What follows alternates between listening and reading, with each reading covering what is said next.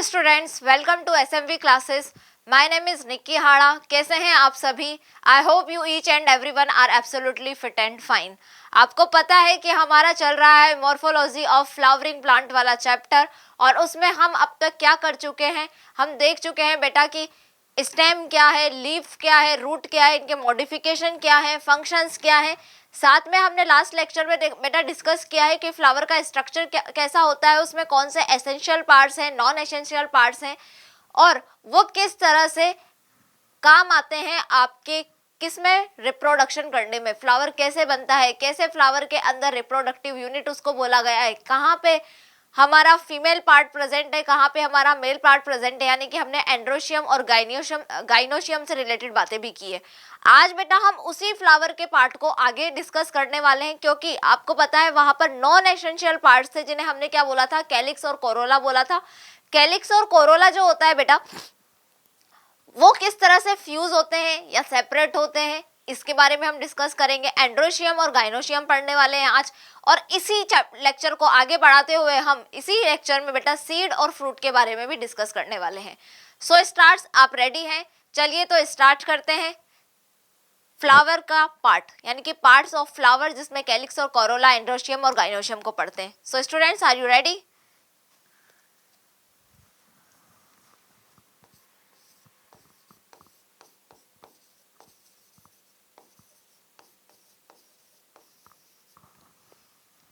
Parts of flower में सबसे पहले हम किसको डिस्कस करेंगे मैम? सबसे पहले हम डिस्कस करेंगे कैलिक्स को। ये कैलिक्स क्या होता है? कैलिक्स आपने देखा होगा, outer most non essential whorl था बेटा, जिसको हम बोल रहे थे सेपल्स।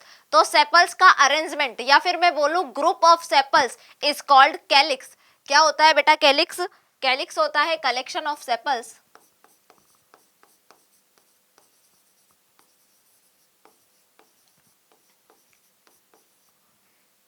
क्या है बेटा? ये आउटर मोस्ट होल है, ये भी याद रखना है। और क्या काम आता है बेटा? ये प्रोटेक्शन देने का काम करता है। किसको बेटा? आपके फ्लावर को ये प्रोटेक्शन देने का काम करता है, यानी कि प्रोटेक्टिव होल होता है।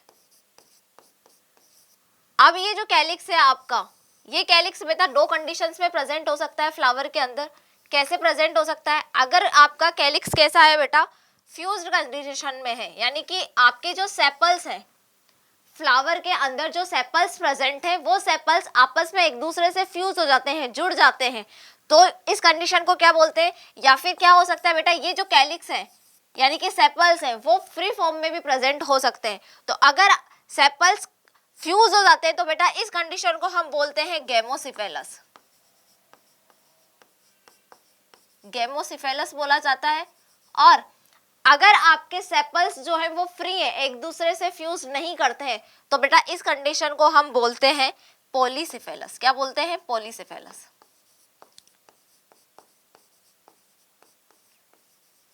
अब कैलिक्स को बेटा रिप्रेजेंट किया जाता है किसके साथ में? कैलिक्स को बेटा हम के से रिप्रेजेंट करेंगे। आप सोच रहे हैं कि मैम स्पेलिंग तो सी से स्टार्ट हो रहा है, हम इसको सी से रिप्रेजेंट क्यों नहीं कर रहे हैं? क्योंकि आपको पता है ग्रुप ऑफ पेटल्स को हम कोरोला बोलने वाले हैं, तो कोरोला को हम सी से रिप्रेजेंट करेंगे बेटा जब हम फ्लोरल डायग्राम बनाएंगे। फिर उसके बाद में फ्लोरल फॉर्मूला जब हम लिखेंगे, तो वहां पर फ्लोरल फॉर्मूला के अंदर कैलिक्स को हम के से रिप्रेजेंट करने वाले हैं, यानी कि के जो है कैलिक्स का सिंबल है। तो यहाँ पर मैंने क्या बोला है कि आपके सेपल्स जो है फ्यूज है, इसका मतलब कैसे रिप्रेजेंट करेंगे? अब इमेजिन करो किसी फ्लावर के अंदर कितने, 4 या 5, 4 to 5 कितने भी सेपल्स या पेटल्स का नंबर हो सकता है। तो यहाँ पर 4 नंबर किसका है बेटा? सेपल्स 4 सेपल्स प्रेजेंट है। अब ये क्या है? फ्यूज्ड है। मैंने क्या बोला है? फ्यूज्ड है। तो फिर जहां पर भी आपको नजर आ जाए कि सेपल्स हो या पेटल्स हो, अगर वो फ्यूज है तो वहां पर बेटा उस नंबर को, जितना नंबर सेपल्स और पेटल्स का होगा, उसको हम क्या करेंगे? ब्रैकेट के अंदर रखेंगे। यहाँ पर सेपल्स की बात हो रही है, यानी कि 4 सेपल्स प्रेजेंट है, कैसे रिप्रेजेंट किया, और 4 सेपल्स को मैंने ब्रैकेट लगाकर ये शो कर दिया कि सेपल्स कैसे है बेटा? फ्यूज है, यानी कि गेमोसिफेलस कंडीशन यहाँ पर है। लेकिन अगर आपके पेटल्स कैसे होते हैं बेटा? फ्यूज नहीं होते हैं, फ्री होते हैं, एक दूसरे से अलग अलग रहते हैं। तो यहाँ पे जितना भी नंबर सेपल्स का होगा, उसका नंबर जो है के साथ में लिख दिया जाएगा नीचे की तरफ। फ्लोरल डायग्राम बनाना थोड़ा सा डिफिकल्ट है, लेकिन फ्लोरल फॉर्मूला बहुत इजी है, वहां पर सिर्फ सिंबल्स याद रखना है। Numbers of sepals, petals, androecium, gynoecium की जो कंडीशन है वो अलग अलग फैमिली के मेंबर्स में बेटा डिफिकल्ट टाइप की होती है, यानी कि सॉरी डिफिकल्ट यानी कि डिफरेंट टाइप की होती है, अलग अलग फैमिली के मेंबर्स में अलग अलग होती है, ये चीज आपको याद रखनी है। तो गैमोसिफेलस और पॉलीसिफेलस वाली कंडीशन बात करने के बाद में कैलिक्स जो होता है आपका आउटर मोस्ट होल्ड है। अब ये जो कैलिक्स है आपका बेटा, ये कैलिक्स कभी कभी कैसा होता है, पेरियंथ कैलिक्स टाइप का होता है। मैम ये क्या होता है, ये तो हम पहली बार पढ़ रहे हैं। पेरियंथ कैलिक्स क्या होता है? पेरियंथ कैलिक्स में क्या होता है बेटा, जो फ्रूट होता है, फ्रूट के साथ में कैलिक्स आपका चिपका हुआ रहता है, जैसा कि आपने देखा होगा टोमेटो और ब्रिंजल में, बैंगन और किस में बेटा, टमाटर में। टोमेटो एंड ब्रिंजल में क्या होता है बेटा, कैलिक्स जो होता है वो पेरियंथ टाइप का होता है। ओके ओके ओके, एक सेकेंड। पेरियंथ तो बेटा टेपल्स का वो होता है ग्रुप, क्या होता है, पेरियंथ तो टेपल्स का ग्रुप होता है, टेपल्स के अरेंजमेंट को पेरियंथ बोलते हैं। यहाँ पे कैलिक्स होता है बेटा persistent, persistent calyx. Persistent calyx क्या होता है कि कुछ फैमिली मेंबर्स में, अब टोमेटो और ब्रिंजल आपको पता है किसके मेंबर्स हैं बेटा, सोलेनेसी फैमिली के मेंबर्स हैं। टोमेटो और ब्रिंजल जो फ्रूट है उनके साथ में क्या लगा होता है बेटा, कैलिक्स प्रेजेंट होता है, उनसे चिपका हुआ रहता है, तो इस टाइप के कैलिक्स को परसिस्टेंट कैलिक्स कहा जाता है। कभी कभी आपका कैलिक्स जो होता है, कभी कभी आपका कैलिक्स कैसा होता है बेटा, समटाइम्स जो कैलिक्स है आपका, समटाइम्स जो कैलिक्स होता है बेटा वो कैसा होता है, कैलिक्स जो है वो बालों के जैसे, यानी कि हेयर लाइक स्ट्रक्चर में मॉडिफाइड हो जाता है, सॉफ्ट सा हेरी हो जाता है। तो उस कैलिक्स को उसमें क्या होता है बेटा, वो डिस्पर्सल में काम आता है, और सनफ्लावर के अंदर ऐसा होता है, और हेरी कैलिक्स का नाम होता है बेटा पेपस। तो यहाँ पे परसिस्टेंट कैलिक्स क्या है, फ्रूट के साथ में चिपका हुआ है, और पेपस क्या है आपका, एक सेकेंड,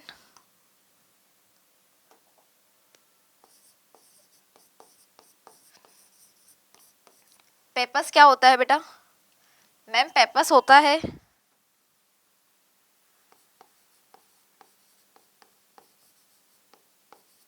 मॉडिफाइड हेरी कैलिक्स, मॉडिफाइड हेरी कैलिक्स को पेपस बोलते हैं। इसका मेन काम क्या होता है बेटा, इसका मेन काम डिस्पर्सल में होता है, और इसके एग्जाम्पल की मैं बात करूं तो ऐसा होता है बेटा सनफ्लावर के अंदर। तो क्या बात की हमने, कैलिक्स के बारे में बात की। पार्ट्स ऑफ फ्लावर में कैलिक्स सबसे बाहर वाली लेयर होती है, यानी कि आउटर मोस्ट हॉल है बेटा, प्रोटेक्शन का काम करता है। कैलिक्स को कैसे रिप्रेजेंट करते हैं, अगर आपके सेपल्स, ग्रुप ऑफ सेपल्स को कैलिक्स बोला जाता है। सेपल्स जो है वो फ्यूज है, एक दूसरे से चिपके हुए, यानी कि फ्यूज हो चुके हैं, चिपक चुके हैं, तो इस कंडीशन को गैमोसिफेलस बोला जाता है। और सेपल्स आपके फ्री है, तो इस कंडीशन को हम क्या बोलते हैं बेटा, पॉलीसिफेलस कंडीशन बोलते हैं। और किस तरह से रिप्रेजेंट करना है, के सिंबल है, गैमोसिफेलस कंडीशन है तो जितने भी सेपल्स का नंबर होगा उसको ब्रैकेट के अंदर लिखना है, और अगर पॉलीसिफेलस कंडीशन है तो जो सेपल्स का नंबर होगा उसको विदाउट ब्रैकेट लिखना है। कैलिक्स आपका क्या हो सकता है बेटा, फ्रूट के साथ में चिपका हुआ प्रेजेंट हो सकता है, तो इसको परसिस्टेंट कैलिक्स कहते हैं। अगर कैलिक्स मॉडिफाइड होकर हेयर लाइक स्ट्रक्चर बना लेता है तो इस कंडीशन को बेटा पेपस कैलिक्स पेपस कैलिक्स बोला जाता है। और पेपस कैलिक्स इसमें होता है बेटा सनफ्लावर में, जहां ये डिस्पर्सल में हेल्प करते हैं। तो पार्ट्स ऑफ फ्लावर में सबसे पहले हमने किसके बारे में डिस्कशन किया बेटा, कैलिक्स के बारे में। अब हम लोग बात कर रहे हैं नंबर 2 पर है बेटा हमारा कोरोला। क्या है कोरोला, कोरोला क्या होगा बेटा, ग्रुप ऑफ सेपल्स कैलिक्स है तो ग्रुप ऑफ पेटल्स क्या होगा,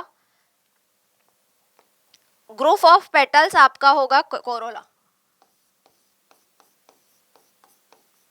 यानी कि कलेक्शन ऑफ पेटल्स को कोरोला बोला जाता है। ओके, ये क्या है बेटा, सेकेंड आउटर मोस्ट हॉल है।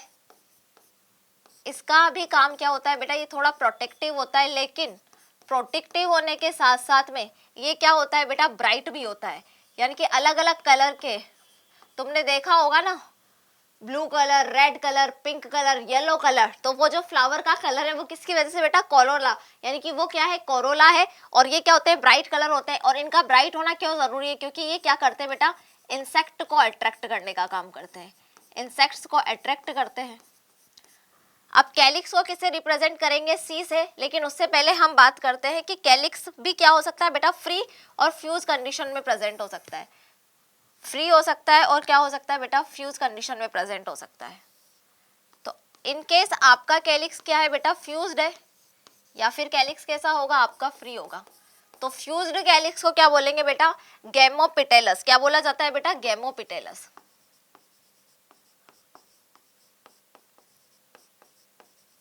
पेटल्स आपस में फ्यूज हो जाएंगे तो इस कंडीशन को गैमोपिटेलस बोलेंगे। पेटल्स फ्यूज नहीं हो रहे, एक दूसरे से अलग अलग है, सेपरेट है, फ्री कंडीशन में है, तो इस कंडीशन को बेटा हम बोलते हैं पोलीपिटेलस।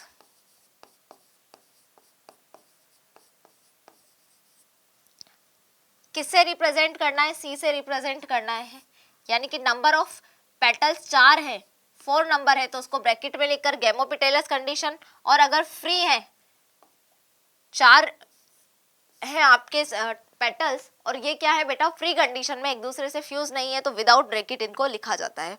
ठीक है, तो ये पोलीपिटेलस और गैमोपिटेलस कंडीशन हो चुकी है बेटा। अब हम नेक्स्ट बात करने वाले हैं किसके बारे में, अब हम नेक्स्ट करने वाले हैं बेटा थर्ड मोस्ट लेयर की बात करने वाले हैं, जो है हमारा एंड्रोशियम।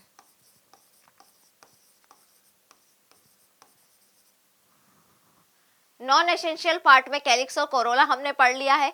कैलिक्स क्या था आपका, calyx ma'am outer most layer थी, कोरोला जो था सेकंड होल था, वो प्रोटेक्शन का भी काम करता है, लेकिन वो ब्राइट ज्यादा होता है, इसलिए उसका मेन काम इंसेक्ट्स को अट्रैक्ट करना, इंसेक्ट्स या फिर किसी भी लिविंग ऑर्गेनिज्म को क्या होता है बेटा, अट्रैक्ट करने का काम होता है। क्योंकि आप भी गुलाब के फूल की तरफ अट्रैक्ट होते हो ना, उसका पिंक कलर देख के, किसी को रेड रोज पसंद होगा, किसी को येलो रोज पसंद होगा। अब हम नेक्स्ट बात करने वाले हैं बेटा पार्ट ऑफ फ्लावर में एंड्रोशियम। एंड्रोशियम आपको पता है ये क्या होता है बेटा, एंड्रोशियम आपका होता है मेल रिप्रोडक्टिव यूनिट। क्या होती है बेटा, मेल रिप्रोडक्टिव यूनिट है।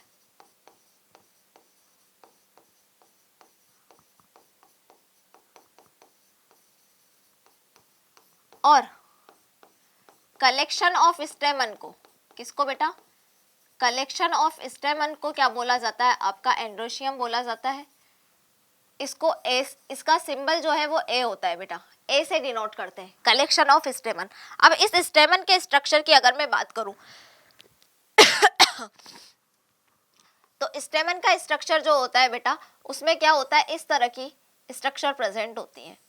ठीक है, स्टेमन के स्ट्रक्चर में क्या होता है बेटा, 2 स्ट्रक्चर प्रेजेंट होती है, आपको पता है। ऊपर वाला जो पार्ट होता है, ऊपर वाले पार्ट को हम क्या बोलते हैं बेटा, जो बाइलोब्ड होता है उसको हम एंथर बोलते हैं। और आपको पता है कि एंथर के अंदर क्या होता है, माइक्रोस्पोर्स बनते हैं। वही माइक्रोस्पोर आगे जाके पोलर ग्रेन वगैरह बनाएंगे, यानी कि मेल गैमिट बनाने का काम करेंगे। तो जब मेल गैमिट यहाँ पर बन रहा है, पोलन ग्रेन यहाँ पर बन रहे हैं, यानी कि ये कौन सा पार्ट है बेटा, फर्टाइल पार्ट है। ठीक है, स्टेराइल पार्ट नहीं है। लेकिन फिलामेंट का सिर्फ एक ही काम होता है, ये जो नीचे वाला पार्ट होता है, ये डंडी, इसको हम बोलते हैं बेटा फिलामेंट। इस फिलामेंट का क्या काम होता है मैम, ये फिलामेंट जो है एंथर को किससे कनेक्ट करवाने का काम करता है, थैलेमस से, या फिर बाकी के जो फ्लावर पार्ट्स होते हैं उनसे अटैच करवाने का, उनके साथ में जोड़ के रखने का काम करता है आपका फिलामेंट। यानी कि फिलामेंट आपका फर्टाइल पार्ट नहीं है, फर्टाइल पार्ट आपका एंथर है, क्योंकि उसी के अंदर माइक्रोस्पोरेंजिया प्रेजेंट होगी, जिनसे और उन माइक्रोस्पोरेंजिया के अंदर क्या होंगे बेटा, माइक्रोस्पोर्स बनेंगे। ये सारी चीजें जो है डिटेल में कि कैसे माइक्रोस्पोरेंजिया बनी, माइक्रोस्पोरेंजिया का स्ट्रक्चर कैसे होता है, माइक्रोस्पोरेंजिया के अंदर माइक्रोस्पोर का फॉर्मेशन कैसे हुआ, फिर पोलन ग्रेन कैसे बना, पोलन ग्रेन से मेल गैमेट कैसे बना, ये सारी चीजें क्लास 12th के किसमें बेटा, फर्स्ट चैप्टर में है आपके sexual reproduction in flowering plant, वहां पर डिटेल से है।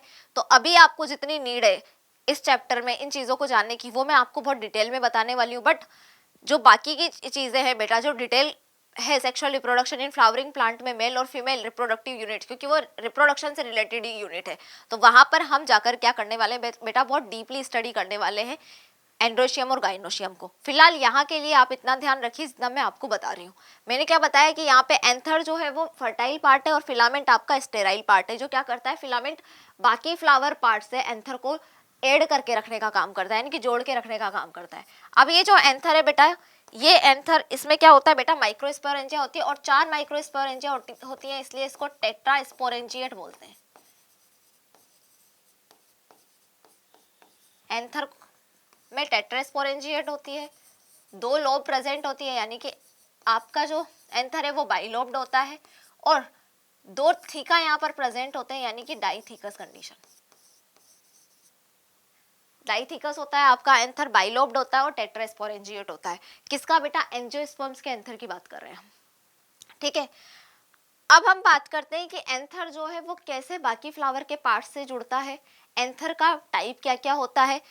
एडेशन और कोएशन जैसी 2 चीजें हम पढ़ेंगे। एडेशन वो है जिसमें एंथर आपका क्या कर रहा है बेटा, सॉरी, स्टेमन जो है आपका फ्लावर पार्ट से अरेंज हो रहा है, उस कंडीशन को हम एडेशन बोलते हैं। और कोहेशन में हम देखेंगे कि स्टेमन जो एंथर और फिलामेंट से मिलकर बना होता है, जिसके 2 पार्ट हैं, तो एंथर आपस में जुड़ रहे हैं या फिलामेंट आपस में जुड़ रहे हैं, या फिर एंथर और फिलामेंट पूरा का पूरा स्टेमन एक दूसरे स्टेमन से जुड़ा हुआ है या सेपरेट है। इस कंडीशन को यानी कि हम क्या करने वाले हैं, स्टेमन का जुड़ाव देखेंगे तो उसमें कोहेशन टर्म यूज करेंगे, और एडेशन टर्म हम यूज करेंगे कि स्टेमन का बाकी के फ्लावर पार्ट से कनेक्शन कैसा है। बट उससे पहले मैं आपको बता दूं कि ये जो स्टेमन होता है, क्या होता है बेटा, आपका स्टेमन होता है, कुछ मेंबर्स ऐसे होते हैं, कुछ फैमिलीज ऐसी होती है जिसमें ये स्टेमन कैसा होता है बेटा, स्टेराइल होता है, यानी कि इसके अंदर पोलन ग्रेन नहीं बनेगा। तो इस टाइप के स्टेमन को बेटा हम बोलते हैं स्टेमिनोड। क्या बोला जाता है बेटा, इस टाइप के स्टेमन को स्टेमिनोड बोलते हैं। स्टेमिनोड का मतलब ये है कि इस टाइप के स्टेमन के अंदर, यानी कि ये स्टेराइल है, अब यहाँ पर पोलन ग्रेन नहीं बनेगा। एग्जाम्पल की बात करूँ तो ऐसा किसमें होता है बेटा, लेग्यूमिनेसी में। लेग्यूमिनेसी फैमिली के मेंबर जो है उसमें ऐसा होता है, ठीक है। तो अब हम बात कर लेते हैं बेटा किसके बारे में, एडेशन के बारे में। एंड्रोशियम के अंदर हम क्या पढ़ रहे हैं, एडेशन पढ़ रहे हैं।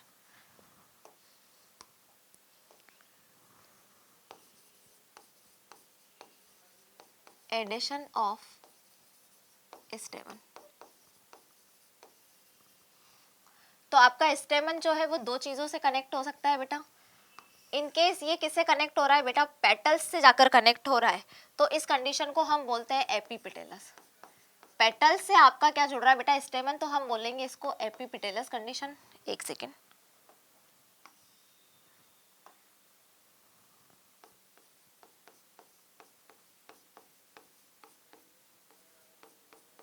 अगर आपका स्टेमन किससे कनेक्ट होता है बेटा, टेपल्स से कनेक्ट होता है, तो इस कंडीशन को हम बोलते हैं एपीटिपेलस कंडीशन। और इस एपीटिपेलस कंडीशन या फिर इसको एपीफाइलस कंडीशन भी हम बोल सकते हैं। तो यहां पर मैं क्या लिख सकती हूँ, स्टेमन अटैच्ड विद टेपल्स। और आपको पता है अरेंजमेंट ऑफ टेपल्स को क्या बोलते हैं, पेरियंथ। क्या बोला जाता है, अरेंजमेंट ऑफ टेपल्स को हम पेरियंथ बोलते हैं, यानी कि पेरियंथ से टेपल्स से आपका स्टेमन अटैच्ड हो रहा है, तो इस कंडीशन में हम इसको एपीटिपेलस या एपीफाइलस बोला जाता है, ठीक है। एग्जाम्पल की मैं बात करूं तो ऐसा होता है बेटा लिलिएसी के मेंबर में। लिलिएसी फैमिली में कौन कौन से आते हैं तुम्हें पता है, अनियन और गार्लिक, सॉरी, हाँ, प्याज और लहसुन की हमने जो बात की है, वो प्याज और लहसुन किसके मेंबर है बेटा, लिलिएसी फैमिली के मेंबर है। अब आपको पता है कि हम ए से किसको प्रेजेंट करते हैं, एंड्रोशियम को प्रेजेंट करते हैं, और पिटेलस की बात की है, सॉरी टिपेलस की बात की है, यानी कि पेरियंथ की बात की है, तो यहाँ पर पी से इसको रिप्रेजेंट करेंगे पिटेलस। तुम्हें पता है ना, सॉरी, टेपलस जो है, arrangement of tepals is called perianth. तो यहाँ पर पेरियंथ को मैं पी से रिप्रेजेंट कर रही हूँ बेटा, और ए से मैं किसको रिप्रेजेंट कर रही हूँ, एंड्रोशियम को। एंड्रोशियम स्टेमन जो है, एंड्रोशियम ही तो है, collection of stamens is called androecium, तो ए से रिप्रेजेंट किया। अब ये दोनों क्या है बेटा, एंड्रोशियम आपका पी से अरेंज है, यानी कि पेरियंथ से जुड़ा हुआ है। तो यहाँ पे अगर कोई भी ऐसा मेंबर, यानी कि जैसे कि लिलिएसी फैमिली के मेंबर में अनियन और गार्लिक में होता है कि यहाँ पर क्या होता है, एपीटिपेलस कंडीशन होती है मैम, तो यहाँ पर आप जब फ्लोरल फॉर्मूला बनाओगे तो इस तरह से आपको क्या करना पड़ेगा, ए के साथ में पी के ऊपर, ए और पी के ऊपर आर्क बनानी पड़ेगी, यानी कि ए एंड्रोशियम जो है वो पेरियन से कनेक्ट है, यानी कि आर्क बनाकर हमने इसको शो किया। दूसरी चीज इधर हम देखते हैं बेटा, क्या है, एपीपिटेलस कंडीशन। एपीपिटेलस कंडीशन में क्या होता है, स्टेमन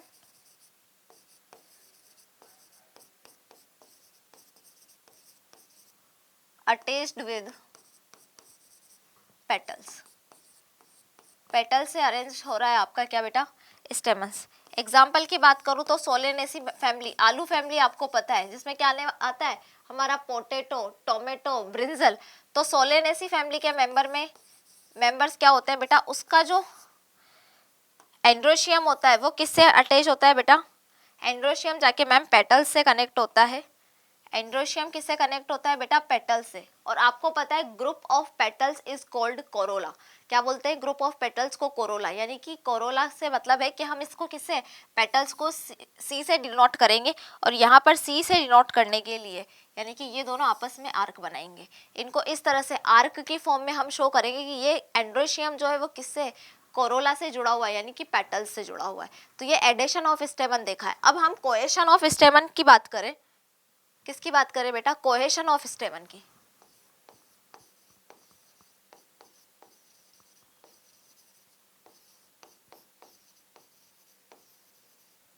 कोहेशन ऑफ स्टेमन यानी कि एंथर और फिलामेंट से मिलकर बना है आपका स्टेमन।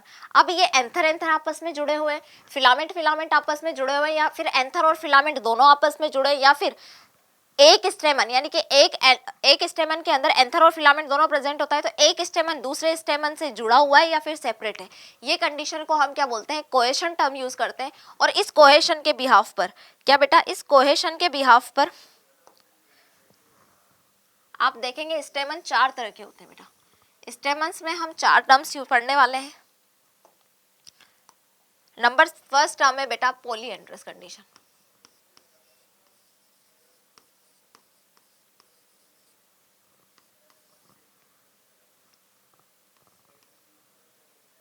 पॉलीएंड्रस के बाद में बेटा हम पढ़ने वाले हैं सिनएंड्रस। सिनएंड्रस के बाद में है बेटा नंबर थर्ड पर सिनजीनिशियस।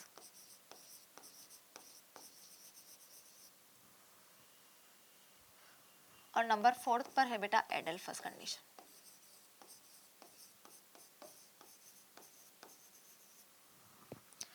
पॉलीएंड्रस में क्या होगा बेटा, पॉलीएंड्रस में जो स्टेमन होंगे आपके, क्या होंगे, पॉलीएंड्रस में जो स्टेमन होंगे वो इस तरह से अरेंज होगा। ये एक स्टेमन यानी कि ये इसका स्टेमन, और ये इसकी क्या है बेटा, स्टेमन के नीचे आपके फिलामेंट प्रेजेंट है। यानी कि पॉलीएंड्रस में स्टेमन जो होंगे वो कैसे होंगे बेटा, स्टेमन्स फ्री होंगे, स्टेमन आर फ्री। एक दूसरे से न तो उनका फिलामेंट वाला पार्ट अटैच होगा, नहीं उनका एंथर वाला पार्ट प्रेजेंट होगा। सिनएंड्रस कंडीशन में क्या होगा बेटा, सिनएंड्रस कंडीशन में ये रही आपका एंथर और फिलामेंट की अगर हम बात करें तो सिनएंड्रस कंडीशन में स्टेमन जो है वो कंप्लीटली क्या होंगे, फ्यूज्ड होंगे, यानी कि कंप्लीटली उनका एंथर वाला पार्ट और फिलामेंटल वाला पार्ट जो होगा वो एक दूसरे से क्या होगा बेटा, जुड़ा हुआ रहेगा, यानी कि कंप्लीटली फ्यूज्ड स्टेमन। कंप्लीटली फ्यूज्ड स्टेमन होंगे तो हम इस कंडीशन को क्या बोलते हैं बेटा, सिनएंड्रस कंडीशन बोलेंगे। किसके रेफरेंस में, स्टेमन के रेफरेंस में। सिनजीनिशियस कंडीशन में क्या होता है बेटा, सिनजीनिशियस कंडीशन में ये होगा,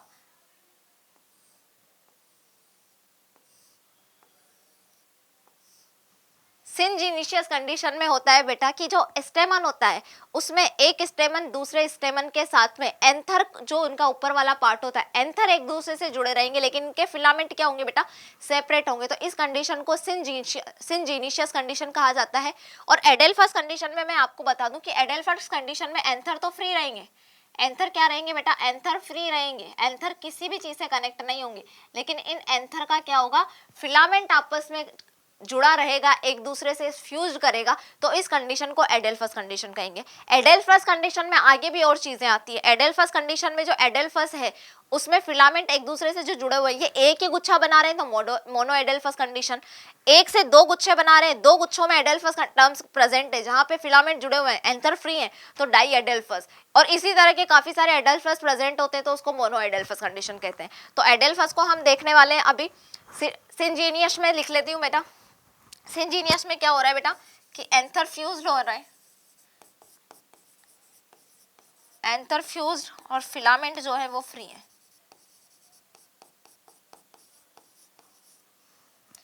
यहाँ क्या हो रहा है बेटा, एडेल्फस में एंथर फ्री है मैम, लेकिन फिलामेंट क्या करेंगे, फ्यूज होंगे। तो पॉलीएंड्रस कंडीशन, बेटा पॉलीएंड्रस कंडीशन में मैं एग्जांपल की बात करूं तो ऐसा होता है बेटा ब्रेसिकेसी फैमिली में। ब्रेसिकेसी और सोलेनेसी फैमिली के मेंबर जो होते हैं उनमें क्या होती है बेटा, पॉलीएंड्रस कंडीशन पाई जाती है, यानी कि ना तो स्टेमन का एंथर वाला पार्ट एक दूसरे से ज्वाइंट होगा, फ्यूज होगा, नहीं उनका फिलामेंट आपस में फ्यूज होगा।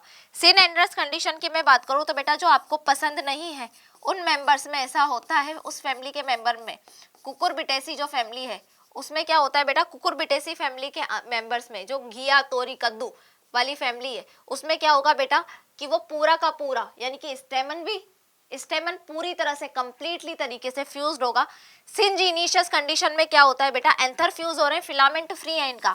तो इसका एग्जांपल है बेटा एस्ट्रेसी जो कंपोजिटिव फैमिली है आपकी, उसमें ऐसा होता है। और एडेल्फस कंडीशन, एडेल्फस को हम थोड़ा सा और डीप में पढ़ते हैं कि एडेल्फस में 2-3 कंडीशन भी बन सकती है आपकी।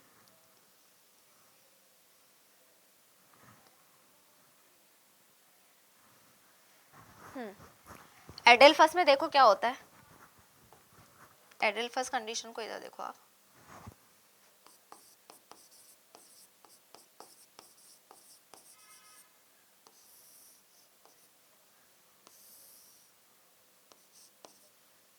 एडेल्फस 3 तरीके से प्रेजेंट हो सकता है। कौन कौन सा मैम, बेटा यहाँ पे मोनो एडेल्फस कंडीशन भी हो सकती है,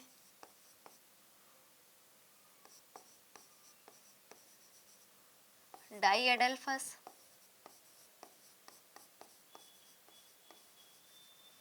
या फिर हो सकता है बेटा पॉली एडेल्फस।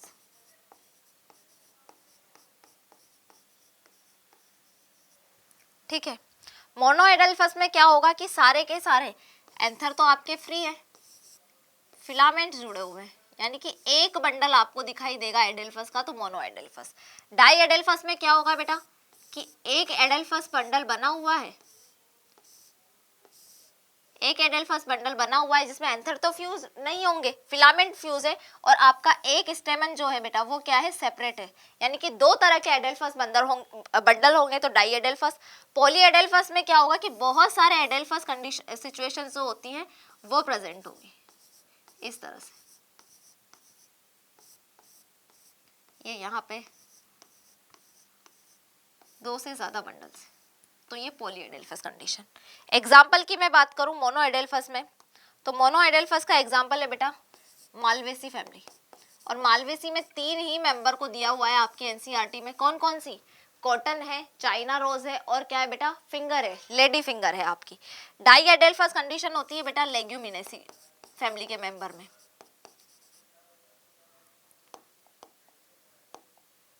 लेग्यूमिनेसी। और पॉली एडेल्फस का एग्जाम्पल की मैं बात करूं तो बेटा इसका एग्जाम्पल्स है सिट्रस फूड।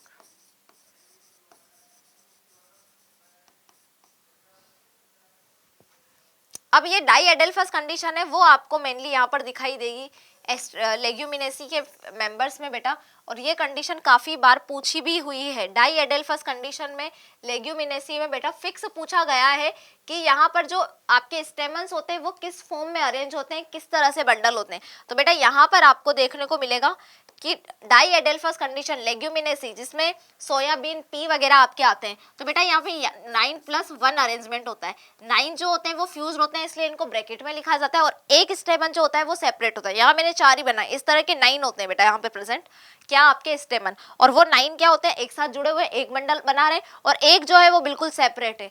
तो इस तरह से डाई एडेल्फस कंडीशन किसमें 9+1 अरेंजमेंट होता है आपका लेग्यूमिनेसी में। मोनो एडेल्फस में क्या होता है बेटा, ओनली 1 बंडल, एक ही बंडल में क्या होता है बेटा, एडेल्फस होता है। यहाँ पे क्या होता है बेटा, मोनो पॉली एडेल्फस में मेनी बंडल्स प्रेजेंट होते हैं।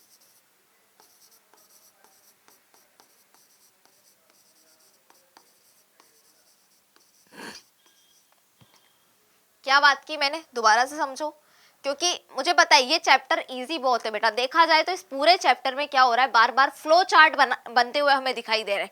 मॉर्फोलॉजी नाम है, लेकिन जितने फ्लो चार्ट इस चैप्टर में बनने वाले हैं आप देखोगे कहीं पर भी इतने फ्लो चार्ट आपको दिखाई नहीं दे रहे हैं। यहाँ पर क्या हो रहा है बेटा, सबसे ज्यादा फ्लो चार्ट आपको देखने को मिल रहे हैं किसके अंदर, मॉर्फोलॉजी इस चैप्टर के अंदर। अब मैंने बात की कि अगर आपका एस्टेमन जो है उसमें एंथर और फिलामेंट कंडीशन होती, एंथर और फिलामेंट प्रेजेंट होते हैं, दो पार्ट्स में डिवाइड होता है। दो पार्ट है बेटा एंथर और फिलामेंट किसके, स्टेमन के। एंथर टेट्रास्पोरेंजिएट है, बाइलोब्ड है और डाइथिकस है। ये हमने बात करें। स्टेराइल स्टेमन को हम क्या बोल रहे हैं, स्टेमिनोड, जैसा कि होता है लेग्यूमिनेसी फैमिली में। अब एडेशन ऑफ स्टेमन की बात करूं तो अगर ये टेपल्स के साथ कनेक्ट होगा तो इसको हम क्या बोलेंगे, एपीटिपेलस कहेंगे। आपका एंड्रोशियम यानी कि स्टेमन जो है किसके साथ, पेटल्स के साथ कनेक्ट है तो इसको एपीपिटेलस कंडीशन बोलेंगे। फिर हमने देखा कि आपका स्टेमन जो है वो क्या होता है बेटा, अलग अलग फॉर्म में प्रेजेंट होता है। एक स्टेमन का दूसरे स्टेमन के साथ में अरेंजमेंट कैसा, उस बेसिस पर चार तरह के क्या होते हैं, कोएशन होते हैं। पॉलीएंड्रस जिसमें कंप्लीटली स्टेमन फ्यूज नहीं होगा, फ्री है। यहाँ पे कंप्लीटली फ्री स्टेमन है, कितने भी नंबर्स में स्टेमन प्रेजेंट हो वो आपस में किसी भी तरीके से जुड़े नहीं रहेंगे, सेपरेट होंगे। सिनएंड्रस में क्या होगा, सिनएंड्रस में उनके एंथर वाला पार्ट और फिलामेंट वाला पार्ट दोनों का दोनों कंप्लीटली फ्यूज हो जाएगा।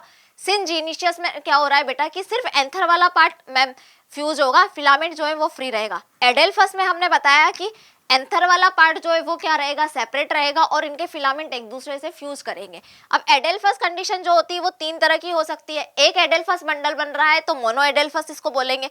डाई एडेल्फस में यानी कि स्टेमन दो तरीके से प्रेजेंट है, एक ग्रुप अलग बना है दूसरा ग्रुप अलग बना है। डाई एडेल्फस में 9+1 अरेंजमेंट होता है, किसके अंदर, लेग्यूमिनेसी फैमिली के अंदर, जिसमें क्या आते हैं आपके सोयाबीन और बीन्स आते हैं। पॉलीएंड्रस में क्या होता है बेटा, पॉली एडेल्फस में क्या होता है, सिट्रस फ्रूट में ऐसा होता है कि काफी सारे एडेल्फस बंडल जैसे 5-5-5 के बंडल अलग अलग बने हुए हैं या 3-3-3 के बंडल्स अलग अलग बने हुए हैं और उसमें क्या हो रहा है, एंथर तो फ्यूज नहीं हो रहा, उनका फिलामेंट फ्यूज हो रहा है। तो इसके साथ हमने किसके बारे में बेटा, एंड्रोशियम के बारे में बात कर ली। अब हम नेक्स्ट बात करने वाले हैं, नेक्स्ट बेटा हम बात करने वाले हैं किसके बारे में, गाइनोशियम के बारे में। गाइनोशियम, जैसा कि आपको पता है कि गाइनोशियम क्या होता है कि मैम गाइनोशियम जो है फीमेल रिप्रोडक्टिव पार्ट है, फीमेल रिप्रोडक्टिव पार्ट होता है गाइनोशियम। और पिस्टिल भी बोल मतलब कलेक्शन ऑफ पिस्टिल या कलेक्शन ऑफ कार्पल्स को गाइनोशियम बोला जाता है, फीमेल रिप्रोडक्टिव यूनिट है। दूसरी चीज मैं बात करूं तो आपकी जो पिस्टिल है उसमें तीन पार्ट हम लोग देखेंगे, कौन कौन से, स्टिग्मा, स्टाइल और ओवेरी। अब यहाँ पर क्या होगा बेटा, ये ओवेरी जो है ये भी आपको बहुत सारे फ्लो चार्ट देने वाली है, क्योंकि इस ओवेरी में जो है खाली स्पेस अंदर की तरफ प्रेजेंट होता है जिसको हम लोक्यूल बोलेंगे। और इस लोक्यूल का अरेंजमेंट यानी कि इस लोक्यूल में कितने सेप्टा प्रेजेंट है, लोक्यूल जो है कितने पार्ट्स में डिवाइड है, तो यूनिलोक्यूलर, बाइलोक्यूलर, मल्टीलोक्यूलर, ट्राइलोक्यूलर, ऐसी सिचुएशन हम देखेंगे।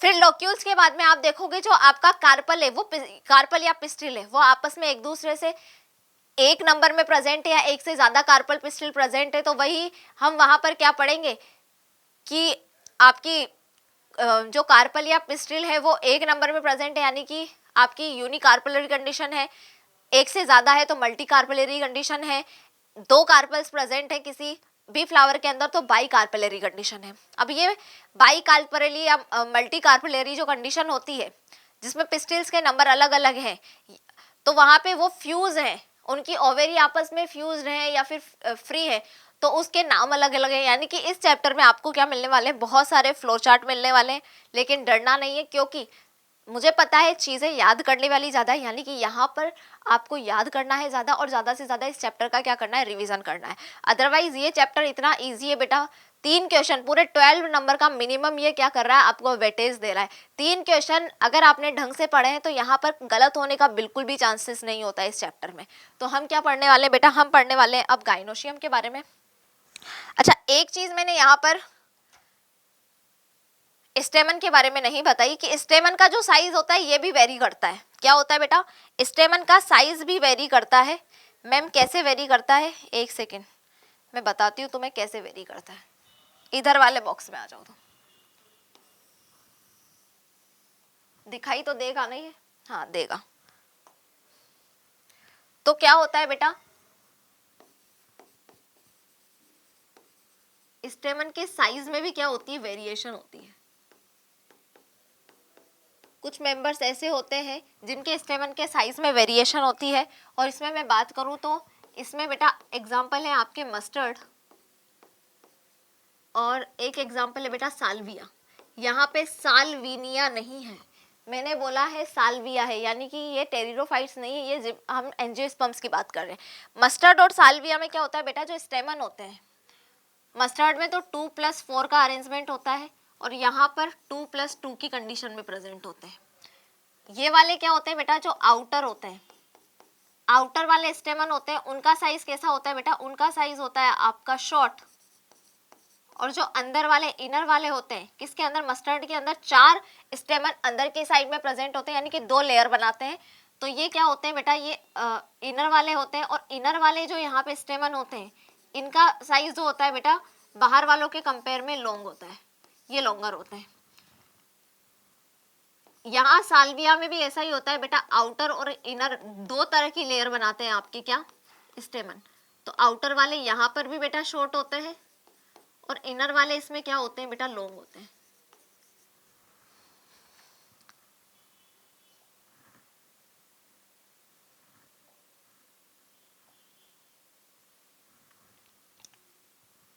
अब मैंने क्या बोला, मस्टर्ड और साल्विया के जो स्टेमन्स हैं उनके साइज में वेरिएशन होते हैं। साइज में वेरिएशन होने की वजह से मस्टर्ड में 2+4 यानी कि बाहर वाले दो स्टेमन है वो साइज में छोटे हैं और अंदर वाले जो 4 हैं वो बड़े हैं। तो इस मस्टर्ड वाले में स्टेमन्स का जो नाम होता है बेटा, यहाँ पे एक टर्म यूज करते हैं, हम बोलते हैं इसको टेट्रा। क्या बोलते हैं बेटा इसको हम, टेट्रा डायनेमस। टेट्राडाइनेमस वो कंडीशन है जिसमें बाहर की तरफ 2 स्टेमन और अंदर की तरफ 4 स्टेमन प्रेजेंट होंगे।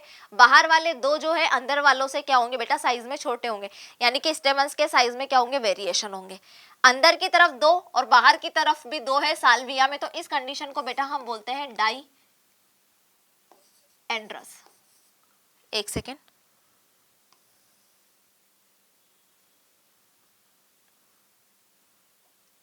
Die dynamos.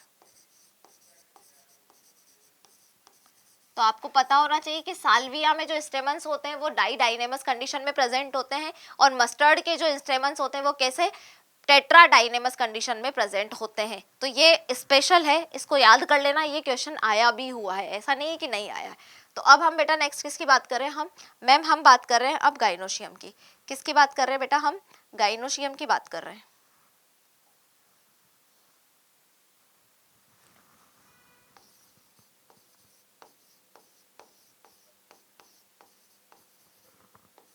गाइनोशियम क्या होती है, पहले तो आपको पता है कि ये क्या है, फीमेल रिप्रोडक्टिव यूनिट है।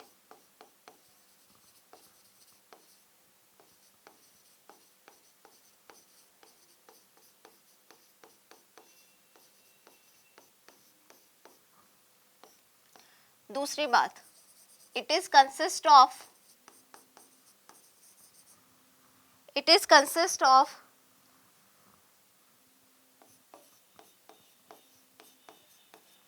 पिस्टिल या फिर कार्पल।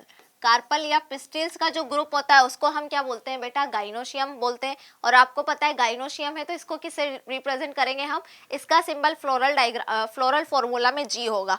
अब देखो यहाँ पे 3 तरह के पिस्टिल और कार्पल की मैं स्ट्रक्चर की बात करूं तो इसका स्ट्रक्चर कैसा होता है बेटा, इस तरह से होता है।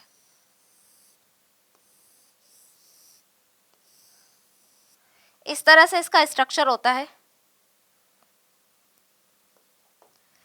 सबसे ऊपर क्या होता है बेटा, स्टिग्मा।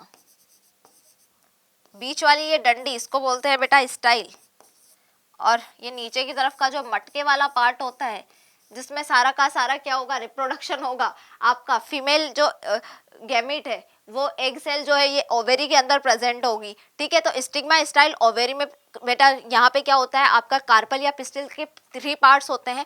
अब ये जो स्टिग्मा स्टाइल ओवेरी है बेटा, इसके अंदर किसके अंदर, ओवेरी के अंदर यहाँ पे क्या होता है, खाली स्पेस होता है।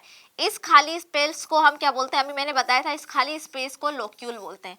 और इस लोक्यूल के रेफरेंस में ये लोक्यूल जो है वो किस तरह से प्रेजेंट है, क्या कर रहा है अंदर की तरफ, कितने पार्ट बना रहा है, कितने पार्ट्स में डिवाइड हुआ है, उसके हिसाब से आपकी जो गाइनोशियम यानी कि पिस्टिल और कार्पिल जो है, कार्पल को हम क्या बोलते हैं, यूनिलोक्यूलर, मल्टीलोक्यूलर, बाइलोक्यूलर, ट्राइलोक्यूलर। तो यहाँ पर इस चीज को समझना बेटा बहुत ज्यादा जरूरी है आपके लिए।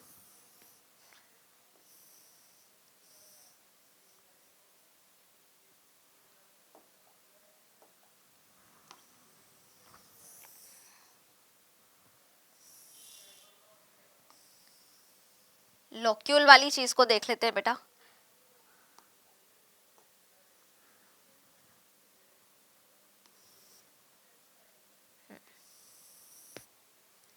ओवेरी के अंदर लोक्यूल का जो सिचुएशन है वो कैसा है,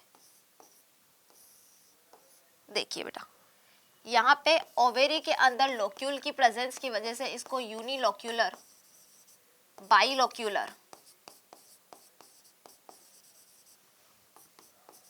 ट्राइलोक्यूलर, पहली बात तो भूलना नहीं है लोक्यूल क्या है बेटा। लोक्यूल मैम, लोक्यूल जो है ओवेरी के अंदर प्रेजेंट ब्लैंक स्पेस है, खाली स्पेस है। अब उस खाली स्पेस में किस तरह की सिचुएशन है, किस तरह का अरेंजमेंट है, वो कैसा दिखाई दे रहा है, वो लोक्यूलर जो ओवेरी के अंदर खाली जगह जिसको हमने लोक्यूल बोला है, वो किस तरह का दिखाई दे रहा है। उसमें कहीं 3 चैम्बर तो नहीं दिख रहे, 2 चैम्बर तो नहीं दिख रहे, पूरा का पूरा खाली तो नहीं दिख रहा। उस हिसाब से बेटा यूनिलोक्यूलर, बाइलोक्यूलर, ट्राइलोक्यूलर और मल्टीलोक्यूलर सिचुएशन होती है।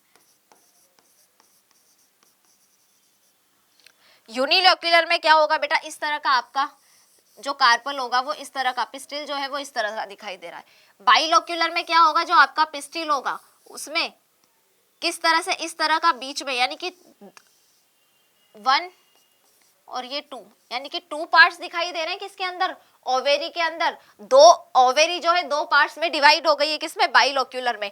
ट्राइलोक्यूलर में क्या होगा बेटा, पिस्टिल और कार्पिल जो होता है उसका जो ओवेरी है वो किसमें बेटा, 3 पार्ट्स में इस तरह से डिवाइड हो जाएगी।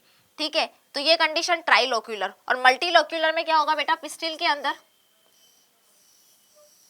जो ओवेरी है उसमें काफी सारे पट, सेप्टा दिखाई देंगे, यानी कि आपकी ओवेरी जो है वो काफी सारे मल्टीपल, मल्टीलोक्यूलर का ही मतलब ये है कि मल्टी चैम्बर्स में या मल्टी पट में, सेप्टा में, अलग अलग खांचों में डिवाइड हो जाएगी। तो इस कंडीशन को मल्टीलोक्यूलर कंडीशन कहा जाता है।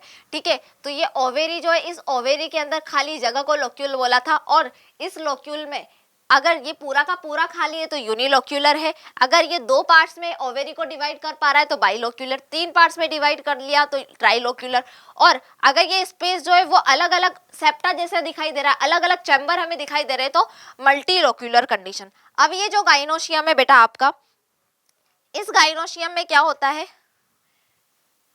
मोनोकार्पलेरी, बाइकार्पलेरी, ट्राइकार्पलेरी और मल्टीकार्पलेरी जैसी कंडीशन प्रेजेंट होती है। यानी कि आपकी जो गाइनोशियम है उसमें पिस्टिल का नंबर कितना है, 1 है तो मोनोकार्पलेरी बोलेंगे, पिस्टिल्स के नंबर 1 फ्लावर के अंदर 2 है तो बाइकार्पलेरी। तो यहाँ पर भी मैं लिख सकती हूँ, वैसे खाली जगह है हमारे पास में, और इसको क्यों ना हम इधर शिफ्ट कर दें।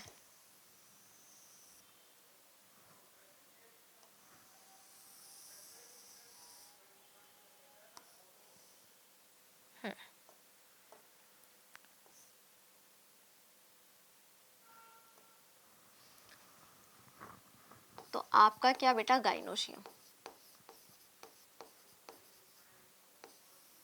इस गाइनोशियम में पिस्टिल और यानी कि फ्लावर के अंदर पिस्टिल और कार्पिल का नंबर कितना है, कितने नंबर में प्रेजेंट है, 1 प्रेजेंट है, 1 पिस्टिल है तो इसको क्या बोलेंगे, मोनोकार्पलेरी।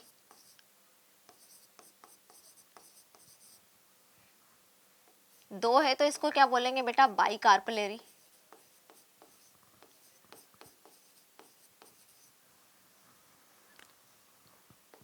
3 है तो ट्राइकाल्पिरेरी,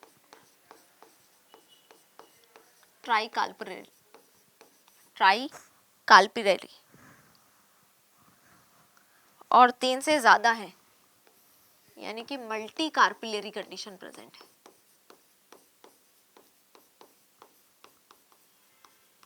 ठीक है, मोनोकार्पुलरी में क्या होगा बेटा, मैम मोनोकार्पुलरी में 1 ही कार्पल प्रेजेंट होगा।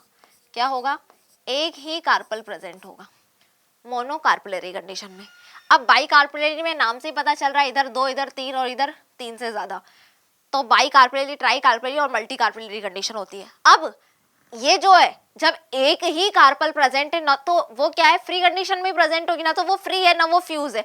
फ्री और फ्यूज तो हम कब रेफरेंस में बात करेंगे, जब 2 से ज्यादा, यानी कि एक से ज्यादा है, अब वो आपस में जुड़ी हुई है आपकी कार्पल, या फिर वो आपस में फ्री है, तो ये कंडीशन कब होगी बेटा, बाई कार्पलरी, ट्राई कार्पलरी और मल्टी कार्पलरी कंडीशन में, जहां पर क्या है, एक से ज्यादा कार्पल्स प्रेजेंट है। तो इस रेफरेंस में मोर देन 1 कार्पल है बेटा, यहाँ पर क्या है,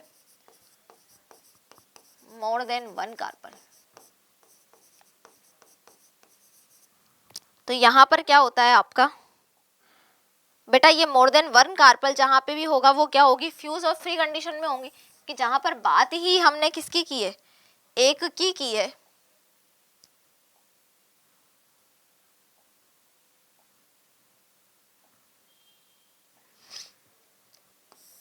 वहां पे तो क्या ही फ्री और फ्यूज वाली सिचुएशन होगी। तो यहाँ पर फ्री है या फ्यूज है आपकी कार्पलरी, इससे रिलेटेड बात करते हैं बेटा हम।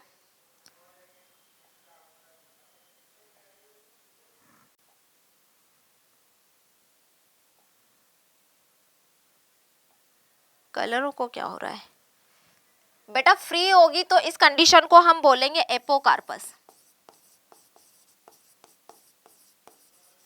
और अगर फ्यूज होगा तो बेटा इसको क्या बोलेंगे हम, सिनकार्पस।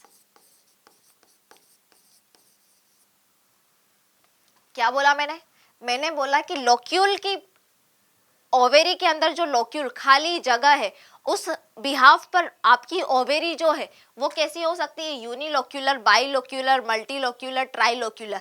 यानी कि ओवेरी के अंदर जो लोक्यूल है, खाली स्पेस है, वो किस तरह से अरेंज है, वो ओवेरी को किस तरह से डिवाइड कर रहा है, कैसी दिखाई दे रही है लोक्यूल। 2 सेप्टा बना देगा तो बाइलोक्यूलर, यानी कि ओवेरी जो है वो 2 ओवेरी है, वहां पे 2 ओवेरी नहीं होती, ओवेरी एक ही होती है, लेकिन ओवेरी 2 पार्ट्स में डिवाइड हो जाएगी।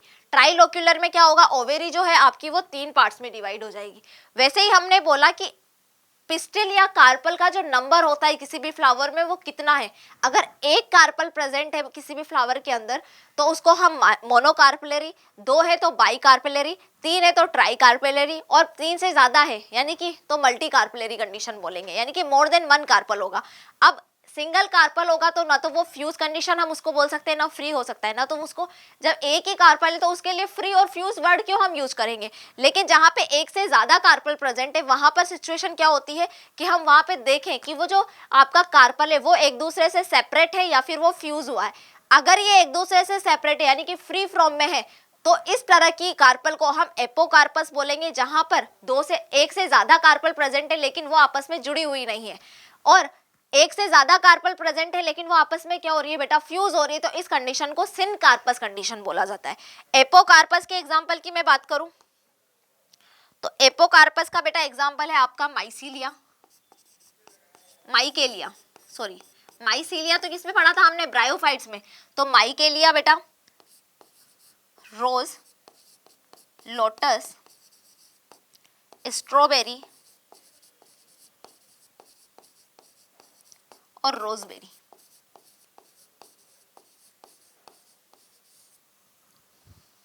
और सिनकार्पस कंडीशन बेटा मोस्टली जितनी भी फैमिलीज हम इस चैप्टर में पढ़ने वाले, एंजियोस्पर्मिक फैमिली, वहां पे आपको सिनकार्पस कंडीशन प्रेजेंट होगी।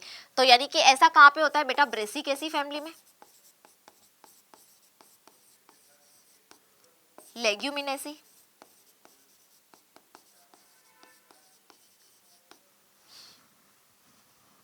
सोलेनेसी,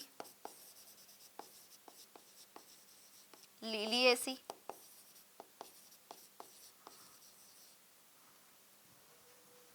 एस्ट्रेसी में भी बेटा ऐसा होता है, तो मालवेसी वगैरह में, यहाँ पे मालवेसी लिख लो।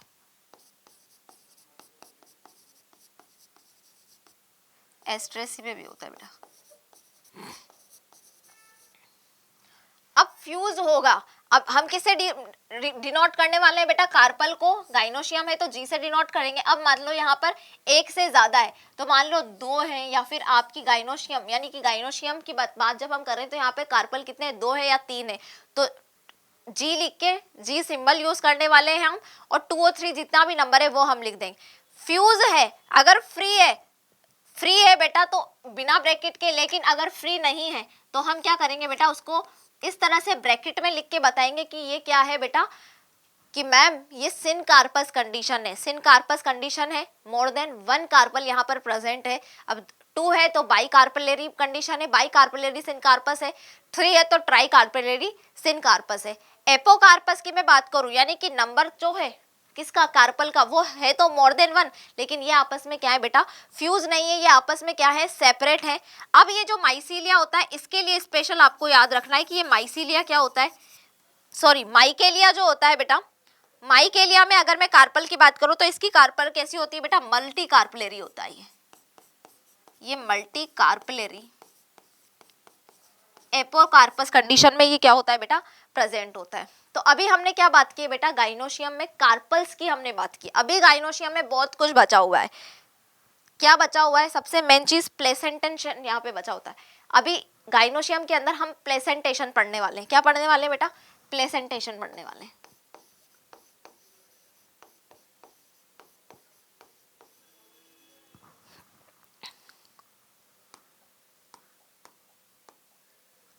प्लेसेंटेशन क्या होता है, आपको पता है कि आपकी नाभि है, और जब आप पैदा हुए थे तो आपकी मम्मा के पेट में, मतलब मम्मा के टमी में जो फिटस होता है वो किससे अटैच होता है बेटा, प्लेसेंटा के थ्रू अटैच होता है। तो वो हमारी जो नाभि है हमारी बॉडी के अंदर, वो हमें क्या दिखाती है कि हाँ हम किससे अटैच थे, अपनी मम्मा से अटैच थे, मम्मा से अटैच थे प्लेसेंटा के थ्रू। तो हमारा खाना हमें जितना भी न्यूट्रिशन चाहिए था वो वहां से मम्मा से उस प्लेसेंटा के थ्रू हमें मिल रहा था। हमारे अंदर जितनी भी क्या बन रही थी बेटा, वेस्ट मटेरियल बन रहा था जो भी, वो उसी प्लेसेंटा के थ्रू क्या हो रहा था बेटा, बाहर की तरफ हमारी बॉडी में जा रहा था, मतलब मम्मा की बॉडी में जा रहा था। तो ये प्लेसेंटेशन क्या होता है, हमारी बॉडी में होता है। लेकिन इसी तरह का प्लेसेंटेशन किस में बेटा, एंजियोस्पर्मिक फ्लावर जो होते हैं, एंजियोस्पर्मिक प्लांट्स जो होते हैं बेटा, उनके फ्लावर के अंदर, उनकी ओवेरी के अंदर भी ऐसा ही प्लेसेंटेशन देखने को मिलता है। यहाँ पे क्या होगा, ओवेरी के अंदर प्लेसेंटा टिश्यू प्रेजेंट होगा, और उस प्लेसेंटा के ऊपर क्या प्रेजेंट होंगे, ओवेरी के अंदर ओव्यूल प्रेजेंट होंगे। और आपको पता है कि ओवेरी जो है फर्टिलाइज्ड आपका प्रोडक्ट है, कि ओवेरी कंप्लीटली किसमें चेंज हो जाती है बेटा, फ्रूट में, और आपका जो ओव्यूल है वो सीड बनाता है आगे जाकर। तो ओव्यूल किस में प्रेजेंट बेटा, ओवेरी के अंदर प्रेजेंट है। तो वो जिस चीज से चिपका हुआ है वहां पर, वो क्या होता है बेटा, प्लेसेंटा। तो प्लेसेंटा टिश्यू वहां पे प्रेजेंट होता है ओवेरी के अंदर, inside the ovary placenta tissue are present. और उस प्लेसेंटा टिश्यू के ऊपर एक डंडी से, एक स्टॉक से क्या अटैच होता है, आपका ओव्यूल आपका अटैच होता है। और उस स्टॉक को, उस डंडी को हम क्या बोलते हैं बेटा, फ्यूनिकल बोलते हैं। तो यहाँ पर हम एंजियोस्पर्मिक फैमिलीज जो पढ़ने वाले हैं बेटा, तो एंजियोस्पर्मिक प्लांट्स में 5 तरह का प्लेसेंटा हम लोग देखेंगे, free central, peripheral, axile, basal और मार्जिनल। ठीक है, तो प्लेसेंटा हमने क्या बताया कि प्लेसेंटा है मैम कि अरेंजमेंट हो रहा है किसका, ओव्यूल का, ओवेरी के अंदर ओव्यूल्स का जो अरेंजमेंट होता है उसको हम प्लेसेंटा बोलते हैं, क्योंकि वहां पर प्लेसेंटा टिश्यू की वजह से ही प्लेसेंटा है इस, जिसके ऊपर ओवेरी के अंदर ओव्यूल आपका अरेंज हुआ है। तो हम क्या पढ़ने वाले हैं बेटा, प्लेसेंटेशन। प्लेसेंटेशन क्या होता है, arrangement of ovule over placenta, placenta के ऊपर ओव्यूल का अरेंजमेंट। कहां पर बेटा, इनसाइड द ओवेरी, ओवेरी के अंदर है ओव्यूल, और ओव्यूल कहां पर अरेंज हो रहा है बेटा, प्लेसेंटा के ऊपर अरेंज हो रहा है। तो इस पूरे प्रोसेस को हम प्लेसेंटेशन बोलते हैं। इस तरह से स्ट्रक्चर देखो तुम, बिना स्ट्रक्चर के तुम्हें समझ में नहीं आएगा। ये है हमारा पिस्टिल कार्पेल, ठीक है, स्टिग्मा स्टाइल ओवेरी। अब ये क्या है बेटा, ओवेरी है। तो ओवेरी के अंदर क्या प्रेजेंट है बेटा, ओवेरी के अंदर आपका प्रेजेंट है प्लेसेंटा टिश्यू। ये इस तरह से आपके ओवेरी में प्लेसेंटा अरेंज होता है। इस प्लेसेंटा के ऊपर क्या होता है बेटा, ओव्यूल अरेंज होते हैं। ओव्यूल अरेंज होते हैं किसकी वजह से, एक डंडी से अरेंज होता है। पेंसिल भी प्रॉब्लम कर रही है भाई आज, डंडी से अरेंज होता है। तो ये क्या है बेटा, ये है आपका ओव्यूल, और ये किससे जुड़ा हुआ है बेटा, एक स्टॉक से जुड़ा हुआ है, और इस स्टॉक को हम क्या बोलते हैं, फ्यूनिकल बोलते हैं। तो समझ में आ रहा है क्या बोला मैंने, कि ओवेरी के अंदर प्लेसेंटा के ऊपर ओव्यूल का अरेंजमेंट ही क्या होता है, प्लेसेंटेशन होता है। और 5 तरह के प्लेसेंटेशन पढ़ने वाले हैं हम। मैं टाइप्स की बात करूं तो एंजियोस्पर्मिक फैमिलीज में जो एंजियोस्पर्मिक प्लांट्स जो होते हैं वहां पे क्या होता है बेटा, वहां पे मैम होता है 5 तरह के प्लेसेंटा प्रेजेंट होते हैं। मार्जिनल, मार्जिन्स पे देखने को मिलेगा, पी वगैरह मटर वटर जब हम देखते हैं। पेरीफेरल,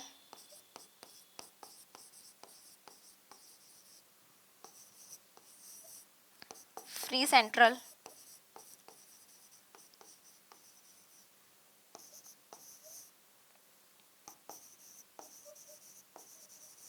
बेसल, और नंबर 5 पे है बेटा एक्साइल।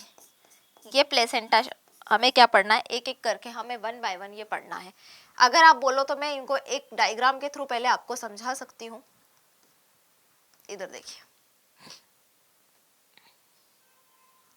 ये है आपका प्लेसेंटा। इधर ध्यान रखना है, पहले मैंने बोला मार्जिनल प्लेसेंटेशन। मार्जिनल जो प्लेसेंटेशन होगा उसमें क्या होगा बेटा, जो आपका प्लेसेंटा होगा वो कहाँ पे, रिज पर प्रेजेंट होगा।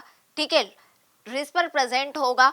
कौन से रिज पर, वेंट्रल सूचर पे प्रेजेंट होगा। आपने मटर खोली है तो मटर पे नीचे की तरफ वेंट्रल साइड में तो क्या आपने ओव्यूल दिखाई देते हैं, और हम उसको डोर्सल सरफेस से खोलने की कोशिश करते हैं। डोर्सल सरफेस से ही आपकी मटर खुलती है। तो ये चीज कहाँ पे, मटर के अंदर देखने को मिलेगी, पी के अंदर देखने को मिलेगी। मार्जिन्स पर क्या है, आपके मार्जिन्स पर ओव्यूल अरेंज होंगे, और ओव्यूल के नीचे आपका कहाँ पे, वेंट्रल सूचर पर आपका प्लेसेंटा अरेंज होगा। तो मार्जिनल प्लेसेंटेशन। एक्साइल प्लेसेंटेशन में क्या होगा बेटा, एक्साइल से पहले आप पेराइटल समझो। पेराइटल या पेरीफेरल जो प्लेसेंटेशन है, पेराइटल में क्या होगा बेटा, यहाँ पे एक ही ओवेरी है, वहां पर भी एक ही ओवेरी है। ओवेरी के अंदर ओव्यूल्स बहुत सारे हैं, ठीक है, और मार्जिन्स पर अरेंज है। यहाँ पे भी ओवेरी कितनी होगी बेटा, एक ovary, single uni ovary present होगी। और उस ओवेरी में जो ओव्यूल है वो कहाँ पर, पेरीफेरल साइड पर, यानी कि पेरीफेरी पर आपके ओव्यूल अरेंज होंगे। तो इसको हम पेराइटल प्लेसेंटेशन बोलेंगे। फ्री सेंट्रल प्लेसेंटेशन में भी क्या होगा बेटा, एक ही ओवेरी प्रेजेंट होगी, लेकिन यहाँ पर जो ओव्यूल्स है वो कहाँ पर, मिड सेंटर में, सेंटर में बीचों बीच प्रेजेंट होंगे, और क्या होंगे, फ्री होंगे। ऐसा नहीं कि ओवेरी वॉल से जुड़े हुए, नहीं, फ्री कंडीशन में प्रेजेंट है, तो फ्री सेंट्रल प्लेसेंटेशन इसको बोलेंगे। एक्साइल प्लेसेंटेशन में क्या होगा बेटा, एक्साइल प्लेसेंटेशन में भी ओवेरी तो एक ही होगी, सॉरी यहाँ पर ओवेरी का नंबर्स भी ज्यादा हो सकता है। यहाँ पर मल्टी ओवेरी प्रेजेंट होगी, यानी कि मल्टी कार्पुलरी कंडीशन होगी किसके अंदर, एक्साइल के अंदर। और दूसरी चीज, मल्टी कार्पुलरी कंडीशन के साथ साथ आप यहाँ पे देख रहे हैं कि जो ओव्यूल्स है वो कहाँ पर, सेंटर में प्रेजेंट है, और सेंटर में प्रेजेंट होने के साथ साथ यहाँ पर सेप्टा आप लोगों को दिखाई दे रहे हैं, पट आपको दिखाई दे रहे हैं। तो ये आपका एक्साइल प्लेसेंटेशन है। बेसल प्लेसेंटेशन में क्या होगा, एक ही ओवेरी प्रेजेंट होगी, और ओव्यूल का नंबर भी कितना होगा, एक ही होगा। बाकी जगह पे ओव्यूल्स दिखाई दे रहे हैं कि एक सिंगल ओव्यूल प्रेजेंट नहीं है, सिंगल ओवेरी हो सकती है, इसको छोड़ के बाकी सब में सिंगल ओवेरी है। लेकिन यहाँ पर भी क्या होगा, सिंगल ओवेरी होगी, लेकिन यहाँ पर ओव्यूल का नंबर भी कितना होगा बेटा, एक होगा। और ये ओव्यूल कहाँ पर अरेंज होगा बेटा, आपके ओवेरी में बेस पर, यानी कि बेसल साइड पर प्रेजेंट होगा। तो इसको बेसल प्लेसेंटेशन बोलते हैं। तो इस तरह से 1 बाय 1 हम सबको पढ़ लेते हैं। डायग्राम अभी दिखा दिया है, एनसीईआरटी में है बेटा ये वाला डायग्राम। और 1 बाय 1 हम क्या कर रहे हैं बेटा, इसको पढ़ते हैं।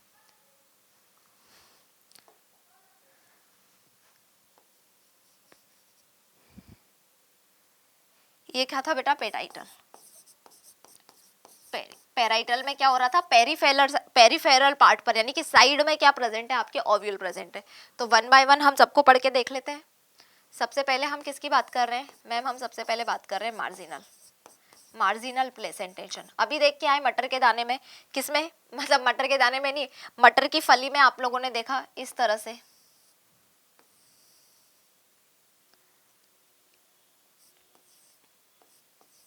ये इस तरह से ओव्यूल प्रेजेंट है, किससे, प्लेसेंटा के ऊपर स्टॉक से जुड़े हुए हैं। अब मैम यहाँ पे प्लेसेंटा कहाँ पर है, प्लेसेंटा बेटा इस रिज पर,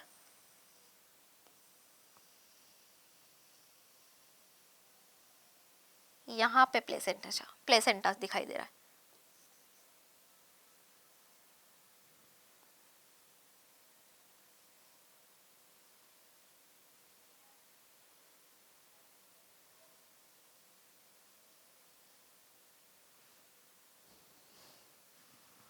तो मार्जिनल में क्या होता है,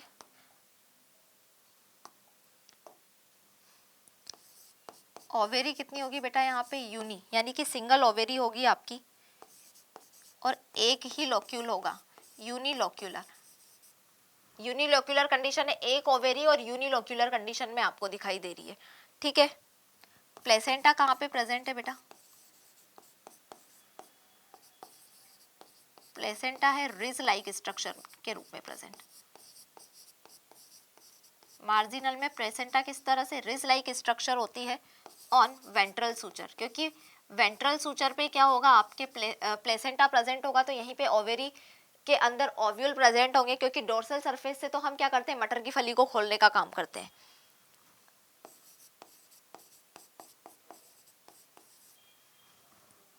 और ओव्यूल जो है बेटा वो कहाँ पे अरेंज होगा, ओव्यूल प्लेस्ड होता है बेटा मार्जिन्स पे, यानी कि ओव्यूल्स क्या है, मार्जिनली है।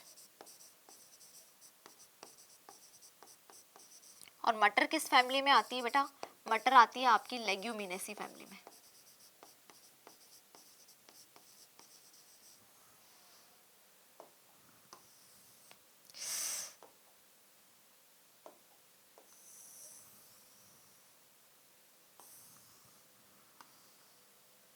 क्या बात की हमने, मार्जिनल प्लेसेंटा की बात की है, मार्जिन्स पर क्या प्रेजेंट है, आपके ओव्यूल प्रेजेंट है मार्जिन्स पर, और ओवेरी जो है यूनिलोक्यूलर है, एक ही लोक्यूल प्रेजेंट है वहां पर। ओवेरी जो है लोक्यूल्स में डिवाइड नहीं है, बाइलोक्यूलर, यानी कि ओवेरी के अंदर किसी भी तरह का सेक्शन नहीं है, ओवेरी डिवाइड नहीं हुई है।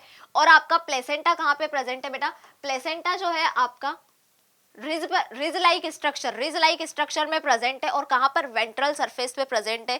और ऐसा होता है बेटा मार्जिनल प्लेसेंटा में, और इसका एग्जांपल है लेग्यूमिनेसी फैमिली, मटर वगैरह में। दूसरे नंबर पर हम बेटा बात करते हैं किसके बारे में,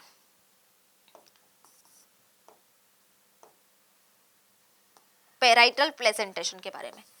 पेराइटल जहां पे क्या होगा, पेरीफेरी पर, किस पर बेटा, पेरीफेरी पर प्रेजेंट होगा आपका प्लेसेंटेशन, पेरीफेरी पर ओव्यूल आपके प्रेजेंट होंगे, ठीक है। पेराइटल, इसमें क्या बता रहे हैं हम, इसमें भी क्या होता है बेटा, यूनिलोक्यूलर कंडीशन होती है, एक ओवेरी होगी और वो भी क्या होगी, यूनिलोक्यूलर कंडीशन में होगी, उसके अंदर भी सेप्टा नहीं दिखाई देंगे, ओवेरी जो है डिवाइड नहीं हो रही है, यूनिलोक्यूलर कंडीशन होती है। लेकिन कुछ टाइम बाद लेटर ऑन क्या होता है बेटा, फॉल्स सेप्टा वहां पर बन जाते हैं, जिसको हम बोलते हैं रेप्टम। क्या बोलते हैं, रेप्टम बोलते हैं, जिसकी वजह से आपकी ओवेरी जो कि यूनिलोक्यूलर थी, ये क्या हो जाती है, बाइलोक्यूलर। झूठा सेप्टा बनाए यहाँ पे, सच्चा वाला नहीं बनाए, जिसको हम रेप्टम बोल रहे हैं, ठीक है। और ओव्यूल्स जो है वो कहाँ पर अरेंज होते हैं बेटा, पेरीफेरल पर।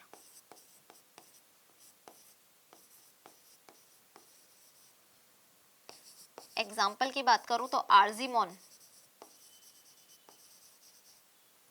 और ब्रेसिकेसी,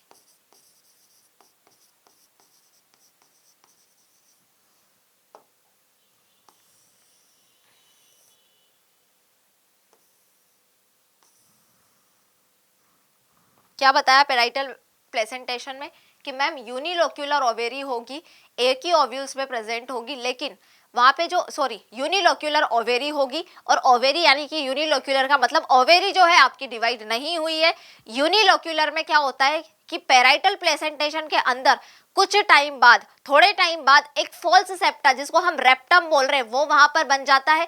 फॉल्स सेप्टा बनने की वजह से यूनिलोक्यूलर जो ओवेरी थी वो बाइलोक्यूलर ओवेरी में कन्वर्ट हो जाएगी, और ओव्यूल्स कहां पर, पेरीफेरी पर, यानी कि ओवेरी वॉल के साइड में प्रेजेंट होंगे, ओवेरी वॉल के साइड में प्रेजेंट होंगे, यानी बाहर की तरफ प्रेजेंट होंगे, तो इसको हम क्या बोलेंगे, पेराइटल प्लेसेंटेशन। यानी कि पेरीफेरल पर क्या प्रेजेंट है हमारे, पेरीफेरल पे मैम हमारे प्रेजेंट है ओव्यूल्स। नंबर थर्ड है बेटा free central, free central presentation.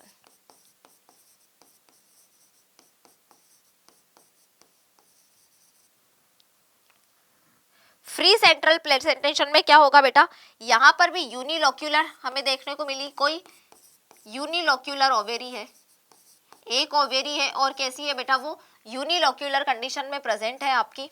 दूसरी बात कि जो ओवेरी होगी, ओव्यूल्स कहां पर होते हैं बेटा, फ्री होते हैं। ओव्यूल्स जो है, ओव्यूल्स फ्री ऑन सेंटर, किसी भी चीज से चिपके हुए नहीं है, ओवेरी वॉल से किसी भी तरह का सेप्टा नहीं बना रहे, सेंटर पर फ्रीली प्रेजेंट है। और इसके एग्जाम्पल की मैं बात करूं तो एग्जाम्पल है बेटा प्राइमरोज और डायंथस। हमने देखा ना, इस तरह से ओवेरी है, ओवेरी के बीच में क्या प्रेजेंट है, इस तरह से सेंटर में आपके ओव्यूल्स अरेंज है सेंटर के बीचों बीच में, और क्या हो रहा है बेटा, फ्रीली है, यानी कि किसी भी तरह के सेप्टा से जुड़े हुए नहीं है। और ऐसा होता है प्राइमरोज और किसमें, डायंथस में। तो इसको हम बोल रहे हैं free central placentation.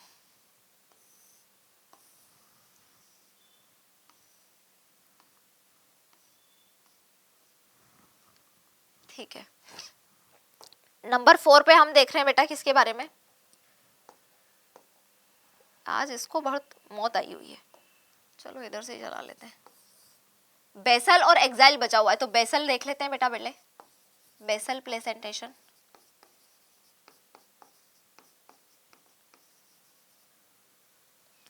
Basal placentation में क्या होगा बेटा, यहां पर भी ओवेरी यूनिलोक्यूलर ओवेरी है, एक ही ओवेरी है जिसमें क्या हो रहा है बेटा, किसी भी तरह का ओवेरी डिवाइड नहीं हो रही है। और यहाँ पर ओवेरी जो है वो सिंगल है, तो ओव्यूल भी यहाँ पर क्या है, सिंगल है। ओवेरी सिंगल है और बेटा ओव्यूल क्या है बेटा, ओव्यूल जो है वो भी सिंगल है। और कहाँ पर है, एट बेस, बेस पर अरेंज है। और ऐसा होता है बेटा एस्टरेसी के मेंबर्स में।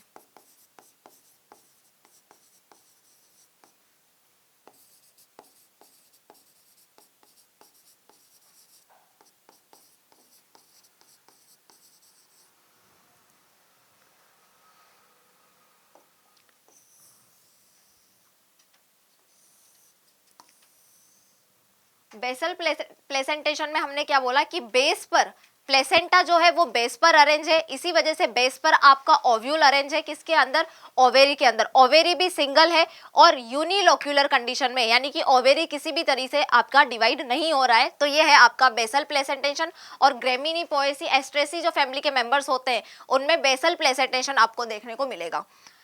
नंबर 5 पे हम बात कर रहे हैं बेटा एक्साइल प्लेसेंटेशन। और ये एक्साइल वाला थोड़ा सा क्या है, बाकी से डिफरेंस है इसके अंदर। और आप देखेंगे कि एक्साइल प्लेसेंटेशन में यहाँ पर मल्टीलोक्यूलर कंडीशन आपको देखने को मिलेगी, यानी कि आपकी ओवेरी जो है वो किस में, चैम्बर्स में डिवाइड हो जाएगी, मल्टीलोक्यूलर कंडीशन यहाँ पर बनाएगी।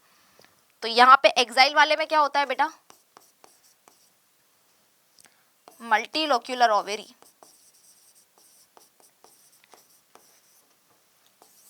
ओव्यूल कहाँ पे होता है बेटा, ओव्यूल होता है सेंट्रल पर, सेंटर पर ओव्यूल होता है बिटवीन सेप्टा, सेप्टा के बीच में।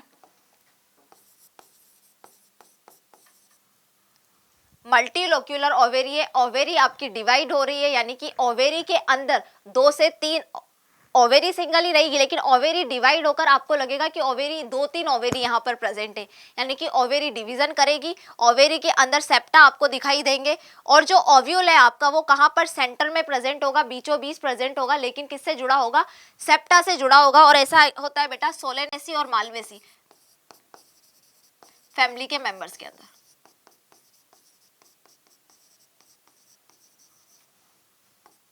और सिट्रस फ्रूट में भी ऐसी ही ओवेरी आपको देखने को मिलेगी।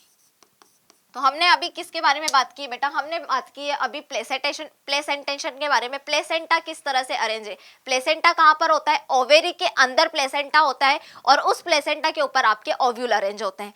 ओव्यूल का अरेंजमेंट की वजह से ये प्लेसेंटेशन जो है 5 टाइप का होता है। मार्जिन्स पे प्रेजेंट है आपके ओव्यूल तो मार्जिनल प्लेसेंटेशन, पेरीफेरी पर प्रेजेंट है तो पेराइटल प्लेसेंटेशन। और अगर आपके ओव्यूल्स कहां पर, सेंटर में प्रेजेंट है लेकिन फ्री है, किसी भी चीज से जुड़े नहीं है, ओवेरी वॉल से या सेप्टा से, तो फ्री सेंट्रल प्लेसेंटेशन यहाँ पे अब देखने को मिलेगा। बेसल प्लेसेंटेशन में क्या होगा कि बेस पर आपके क्या प्रेजेंट होगा, ओव्यूल प्रेजेंट होगा। और साथ में आप यहाँ पे देखेंगे कि यहाँ पर सिर्फ और सिर्फ बेसल प्लेसेंटेशन में बाकी प्लेसेंटेशन से डिफरेंस ये है कि यहाँ पर सिर्फ और सिर्फ एक ही ओव्यूल प्रेजेंट है, बाकी सब जगह ओव्यूल्स का नंबर क्या होता है बेटा, ज्यादा होता है एक से। एक्साइल प्लेसेंटेशन में क्या होता है बेटा, यहाँ पर ओवेरी जो है मल्टी लोक्यूलर ओवेरी देखने को मिलती है। ओवेरी के अंदर जो लोक्यूल है वो किस में बेटा, मल्टी लोक्यूलर ओवेरी में चेंज हो जाता है, यानी कि ओवेरी आपकी डिवाइड हो जाएगी। और ओव्यूल कहां पर, सेंटर में प्रेजेंट होगा। और यहाँ पर क्या दिखाई देगा आपको, सेप्टा दिखाई देगा, जिसके साथ में सेप्टा से जुड़ा हुआ, सेप्टा के बीच में मैं बता रही हूँ आपको कि इस तरह से ये आपकी ओवेरी है और इस तरह से ये सेप्टा में डिवाइड है आपकी ओवेरी, मल्टीलोक्यूलर ओवेरी है। और इन सेप्टा के बीच में क्या प्रेजेंट है आपके, इस तरह से ओव्यूल प्रेजेंट है। तो इसको हम बोलते हैं एक्साइल प्लेसेंटेशन। प्लेसेंटेशन से रिलेटेड काफी सारे क्वेश्चन अभी तक आए हुए हैं बेटा,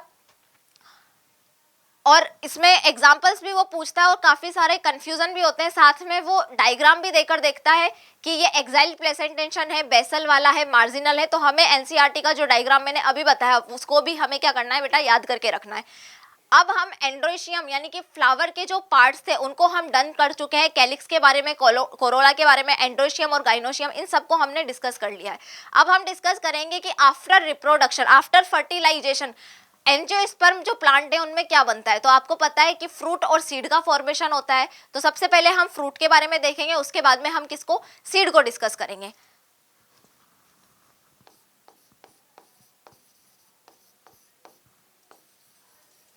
फ्रूट जो होता है बेटा वो क्या होता है,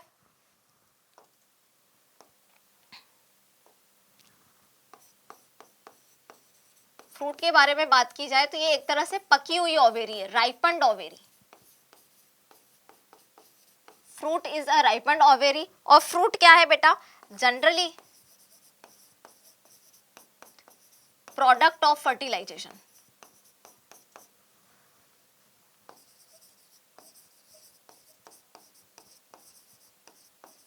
जनरली यहाँ पर इसलिए बोला है कि काफी सारे फ्रूट्स ऐसे भी हैं जो बिना किसी रिप्रोडक्शन के, बिना किसी फर्टिलाइजेशन के बनते हैं, और उन फ्रूट्स को हम पार्थेनोकार्पी फ्रूट्स बोलते हैं।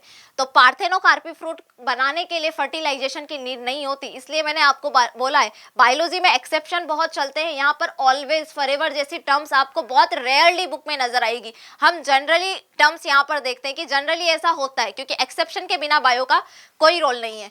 तो जनरली जो प्रोडक्ट है किसका है, फर्टिलाइजेशन का, कौन, फ्रूट। और फ्रूट क्या है बेटा, पूरी पकी हुई ओवेरी होती है, क्योंकि हमें पता है एंजियोस्पर्म्स जो प्लांट है उसमें ओवेरी किस में कन्वर्ट हो जाती है, फ्रूट में, और ओव्यूल आपका कन्वर्ट होता है सीड के अंदर। इसलिए एंजियोस्पर्मिक जो प्लांट्स होते हैं उनमें कैसे बेटा, नेक्ड सीड नहीं होते हैं, यहाँ पे कवरिंग सीड प्रेजेंट होते हैं। जिम्नोस्पर्म में नेक्ड सीड प्रेजेंट होते हैं, क्योंकि वहां पर ओवेरी जो है फ्रूट नहीं बना रही होती है, वहां पर ओवेरी फ्रूट में कन्वर्ट नहीं होती है। अब पार्ट ऑफ फ्रूट की मैं बात करूं, पार्ट्स ऑफ फ्रूट, तो फ्रूट में क्या क्या प्रेजेंट होता है बेटा, पेरिकार्प,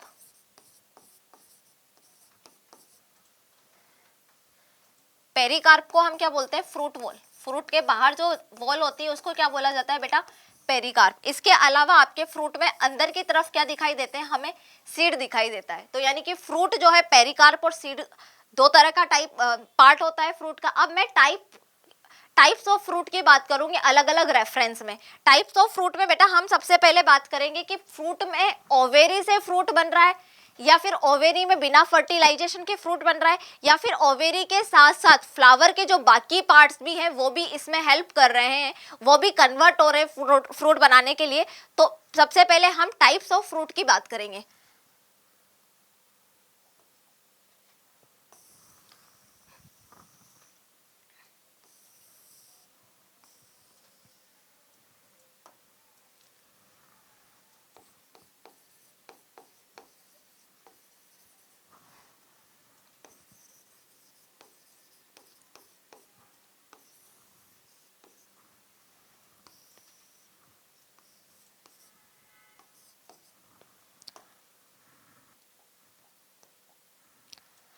टाइप्स ऑफ फ्रूट में बेटा सबसे पहले है true fruit.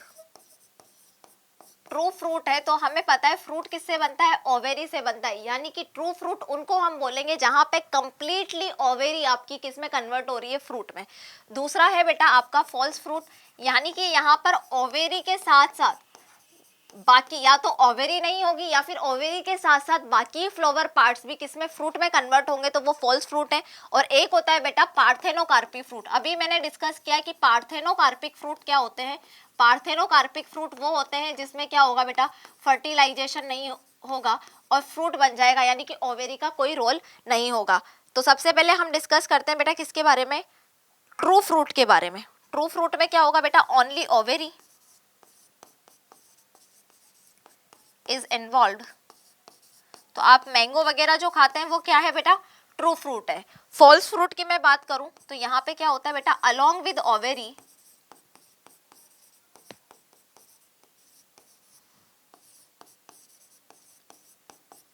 Other floral parts participate. Ovary के साथ साथ बाकी फ्लोरल पार्ट हैं जो वो भी पार्टिसिपेट करते हैं बेटा। और पार्थेनोकार्पिक फ्रूट क्या होते हैं, जो बनते हैं बिना किसी फर्टिलाइजेशन के, फॉर्म्ड विदाउट फर्टिलाइजेशन।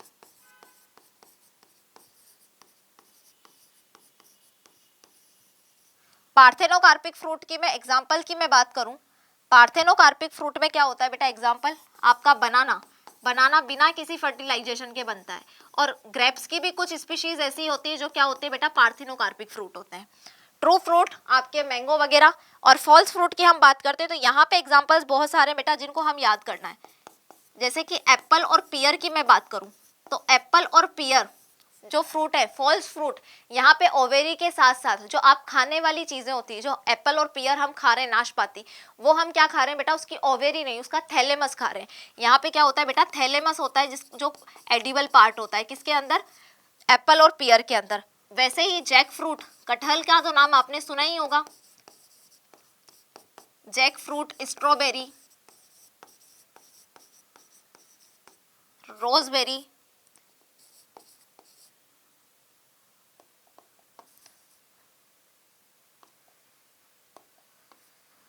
पाइनएप्पल, इन सब में क्या है बेटा, ओवेरी के साथ साथ बाकी फ्लावर के पार्ट्स ने भी पार्टिसिपेट करके इस फ्रूट को बनाया है। तो type of fruit, true fruit, false fruit और पार्थेनोकार्पिक फ्रूट। अब टाइप ऑफ फ्रूट में हम आगे और डिस्कस करने वाले हैं बेटा, जहां पर हम बात करेंगे कि सिर्फ एक ही फ्लावर ने, एक ही फ्लावर की सिंगल ओवेरी ने फ्रूट का फॉर्मेशन किया है, एक या फिर एक फ्लावर में बहुत सारी ओवेरी प्रेजेंट थी जिसने फ्रूट का फॉर्मेशन किया है, या फिर बहुत सारे फ्लावर और बहुत सारे फ्लावर्स, यानी कि मैनी फ्लावर्स प्रेजेंट हो रहे हैं और सारे के सारे फ्लावर्स मिलकर क्या कर रहे हैं, फ्रूट का फॉर्मेशन कर रहे हैं। तो हम क्या बात करने वाले हैं बेटा, टाइप्स ऑफ फ्रूट में।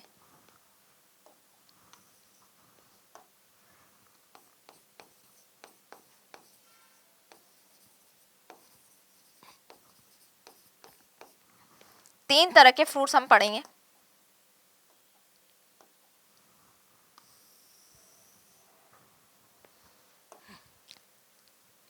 सबसे पहला है बेटा सिंपल फ्रूट, जिसमें क्या होगा, एक ही फ्लावर होगा, उसकी एक ही ओवेरी क्या करेगी, फ्रूट का फॉर्मेशन करेगी। और सिंपल फ्रूट को भी हम further true fruit, false true fruit वगैरह यहाँ पर डिस्कस करेंगे, बेरी फ्रूट, यानी कि सिंपल का भी अभी हमें क्या करना है, क्लासिफिकेशन करना है। इसीलिए मैंने आपको बताया था कि इस चैप्टर में जितनी भी चीजें वो सब फ्लो चार्ट के पॉइंट ऑफ व्यू से, फ्लो चार्ट के माध्यम से ही आपको पढ़नी है, क्योंकि हर एक लाइन जो है आपको फ्लो चार्ट बनाने का मौका दे रही है। तो सिंपल फ्रूट है बेटा, उसके अलावा एग्रीगेट फ्रूट, और थर्ड पे है बेटा कंपोजिट फ्रूट।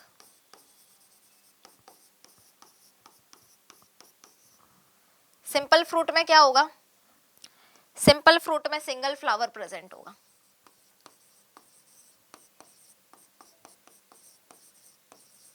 और एक फ्लावर के अंदर जो क्या होगी आपकी, एक फ्लावर के अंदर जो आपकी ओवेरी होगी फ्लावर के अंदर सिंगल ओवेरी भी प्रेजेंट हो सकती है, या फिर यहाँ पर मल्टी ओवेरी, मल्टी कार्पलेरी या बाई कार्पलेरी कंडीशन भी प्रेजेंट हो सकती है।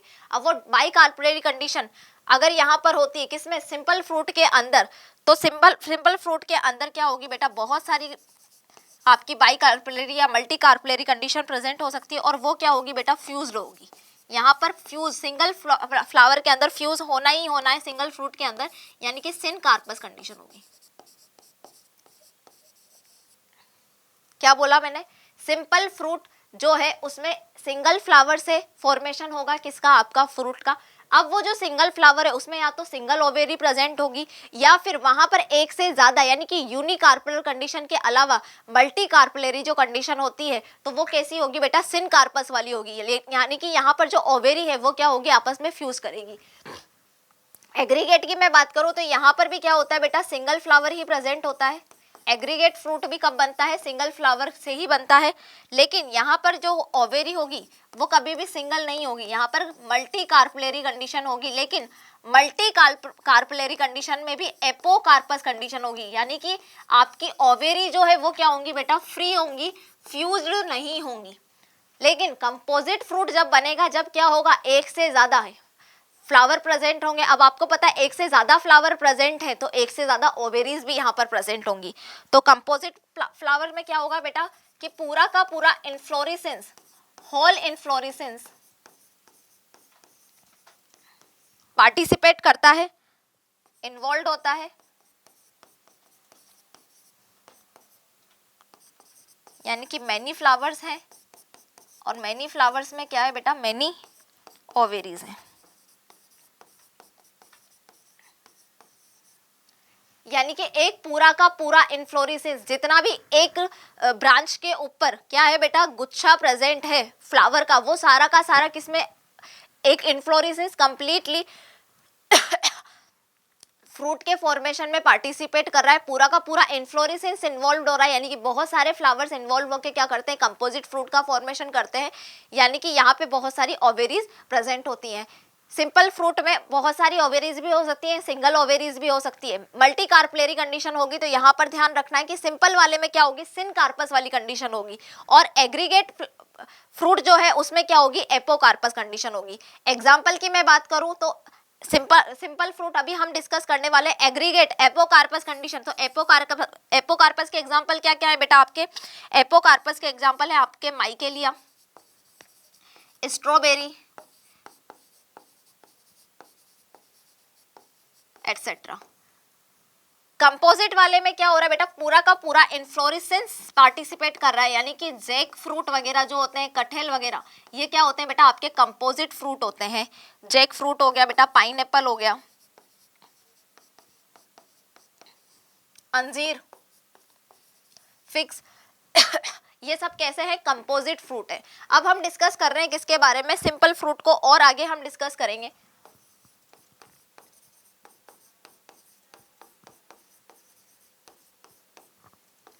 तो सिंपल फ्रूट भी क्या होगा आपका, दो तरीके का होगा। कौन सा होगा,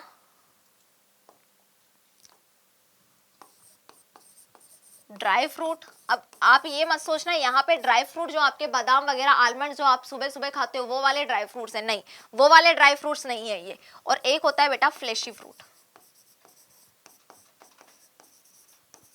ड्राई फ्रूट का फॉर्मेशन होगा कि यहाँ पर जो आपका फ्रूट है वो क्या है, फर्दर डिफरेंशिएट नहीं होगा। यानी कि जो आपके फ्रूट के अंदर पेरिकार्प है, पेरिकार्प में किसी भी तरीके का डिफरेंशिएट नहीं होगा। यानी कि फ्रूट वॉल जो है एंडोकार्प, मीजोकार्प, एपोकार्प जैसी लेयर्स जो है वो नहीं बनाएगी, तो आपका सिंपल में ड्राई फ्रूट्स का फॉर्मेशन होगा। और अगर मीजोकार्प, एंडोकार्प, एपिकार्प बनता है तो फ्लेशी फ्रूट। इसीलिए यहाँ पे मैंगो वगैरह आप देखा होगा कि खाने वाला जो पार्ट होता है वहां पे वो क्या होता है, मीजोकार्प होता है, और जो एंडोकार्प होता है वो स्टोनी होता है उसका, और एपिकार्प जो बाहर का छिलका है वो क्या है, मैंगो का एपिकार्प है। इसलिए हम एपिकार्प यानी कि मैंगो जो है उसको हम क्या बोलते हैं, फ्लैशी फ्रूट बोलते हैं। तो ड्राई फ्रूट्स के बारे में हम क्या लिख रहे हैं यहाँ पे, कि इसकी जो पेरिकार्प होगी वो फर्दर डिफ्रेंशिएट नहीं करेगी।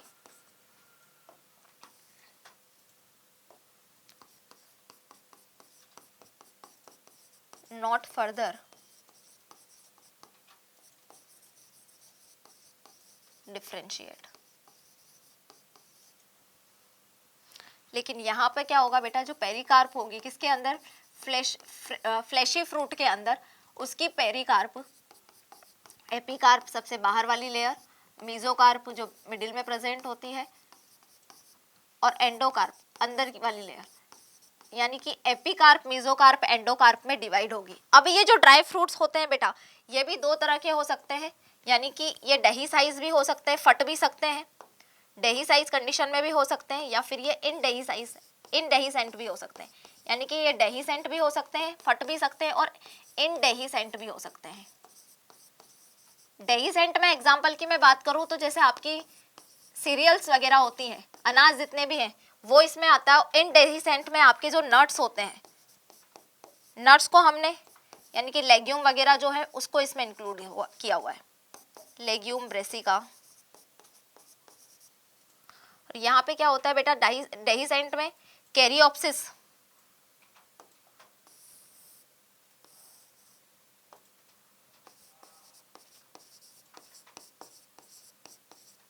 कैरियोप्सिस में सेरेल्स वगैरह है वो फट जाती हैं, तो ये डही सेंट होते हैं। और कुछ सिंपल फ्रूट में ड्राई फ्रूट जो है वो इन डही सेंट होते हैं।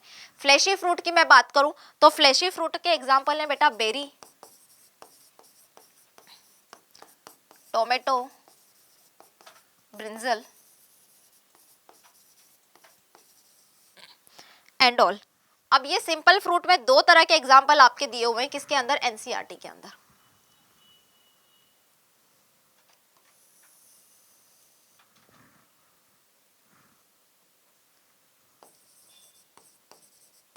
सिंपल फ्रूट की मैं बात करूं तो उसमें किसके अंदर बेटा, बेरी के अंदर एग्जांपल दिया हुआ है आपका टोमेटो,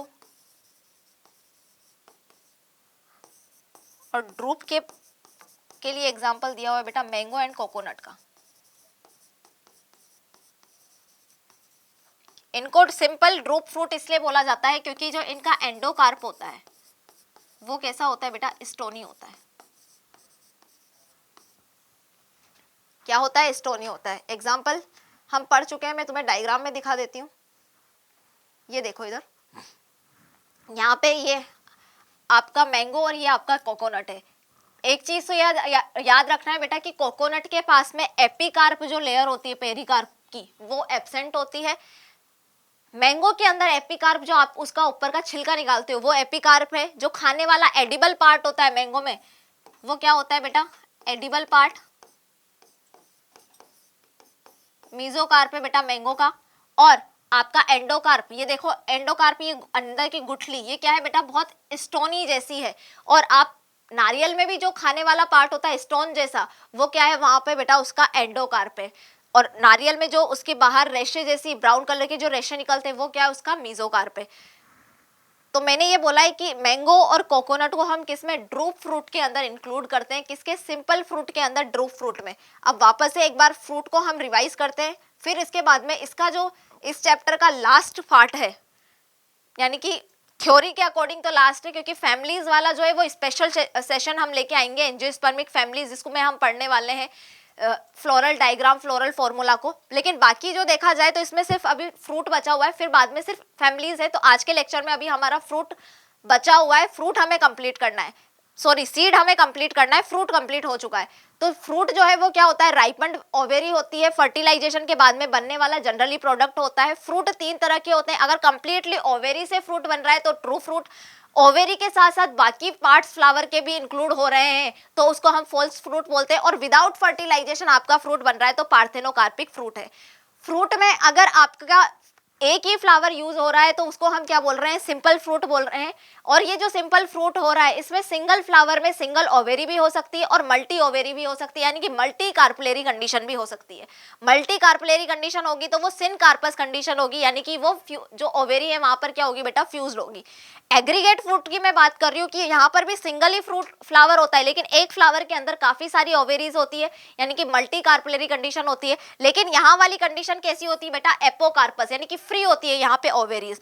कंपोजिट फैमिली में मैंने क्या बात करी, एक से ज्यादा फ्लावर होंगे, एक से ज्यादा ओवेरीज इंक्लूड होंगी, और फ्लावर के साथ साथ क्या, पूरा का पूरा इन्फ्लोरेसेंस उसमें इंक्लूड हो जाएगा, तो कंपोजिट फ्रूट का फॉर्मेशन होगा। कंपोजिट फ्रूट के बाद में हमने क्या डिस्कस किया बेटा, सिंपल फ्रूट के बारे में हमने बात की। सिंपल फ्रूट को हम अलग से डिस्क्राइब कर रहे हैं, उसका अलग से क्लासिफिकेशन कर रहे हैं, तो हम देख रहे हैं कि सिंपल फ्रूट दो तरह के होते हैं, ड्राई फ्रूट और फ्लेशी फ्रूट। अगर पेरिकार्प जो है आगे फ्रूट वॉल में डिवाइड नहीं होता है एंडोकार्प मीजोकार्प में, तो वो ड्राई फ्रूट होता है, और अगर वो डिवाइड हो जाता है एंडोकार्प मीजोकार्प एपोकार्प में, तो वो क्या है, आपका फ्लेशी फ्रूट है। ड्राई फ्रूट जो है वो किस तरह के, दो तरह के हो सकते हैं, डेहिसेंट और इनडेहिसेंट, यानी कि ये फट भी सकते हैं और ये फटने के लायक न भी हो, यानी कि इनडेहिसेंट चकुंदर जैसी चीजें होती हैं, मतलब चूरमा उसका बन जाए, वैसी इनडेहिसेंट कंडीशन में भी ये प्रेजेंट होते हैं। फ्लेशी फ्रूट में हमने देखा बेरी, टोमेटो वगैरह फ्लेशी फ्रूट के एग्जाम्पल हैं।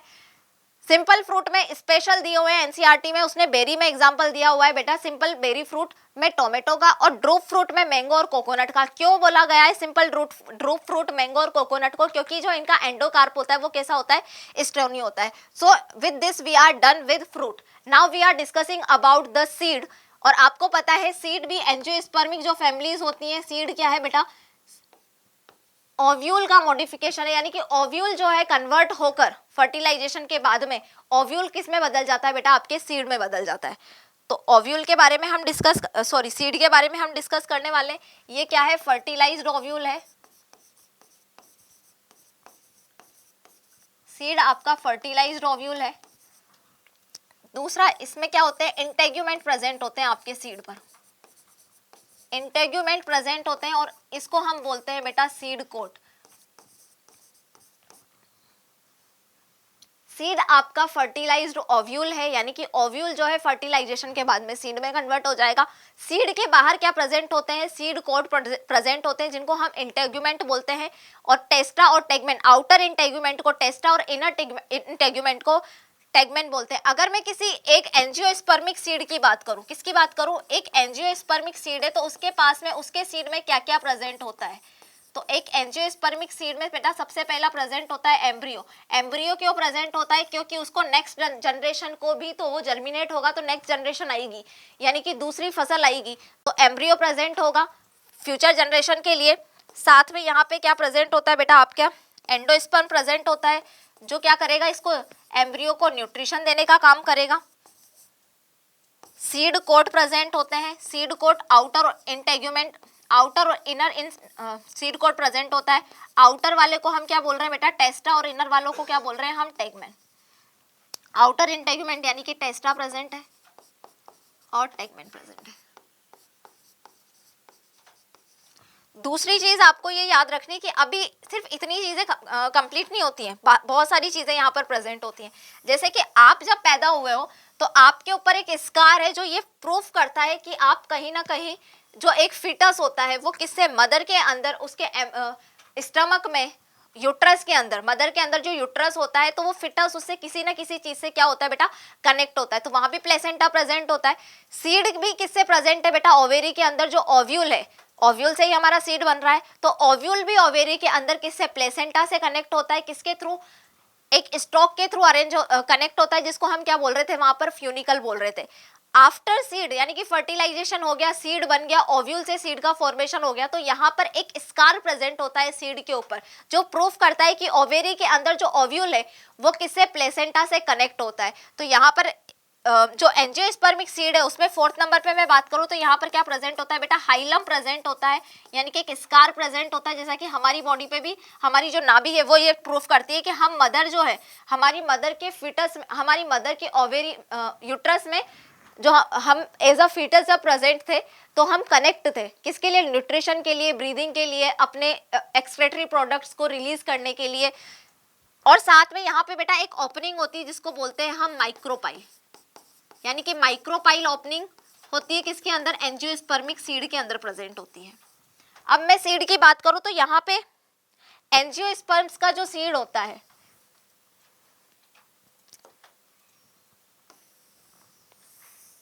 ये दो तरह के एंजियोस्पर्म्स के अंदर सीड प्रेजेंट होते हैं। तो टाइप्स ऑफ सीड देख लेते हैं हम।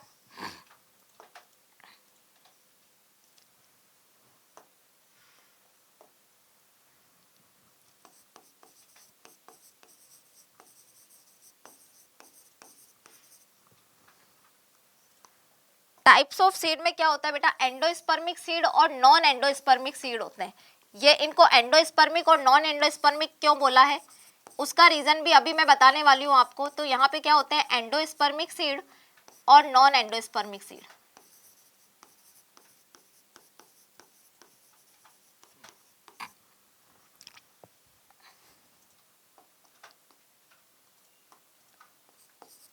एंडोस्पर्मिक सीड का दूसरा नाम होता है बेटा एल्बुमिनस सीड, और नॉन एंडोस्पर्मिक को हम एक और नाम देते हैं यहाँ पर एक्स एल्बुमिनस।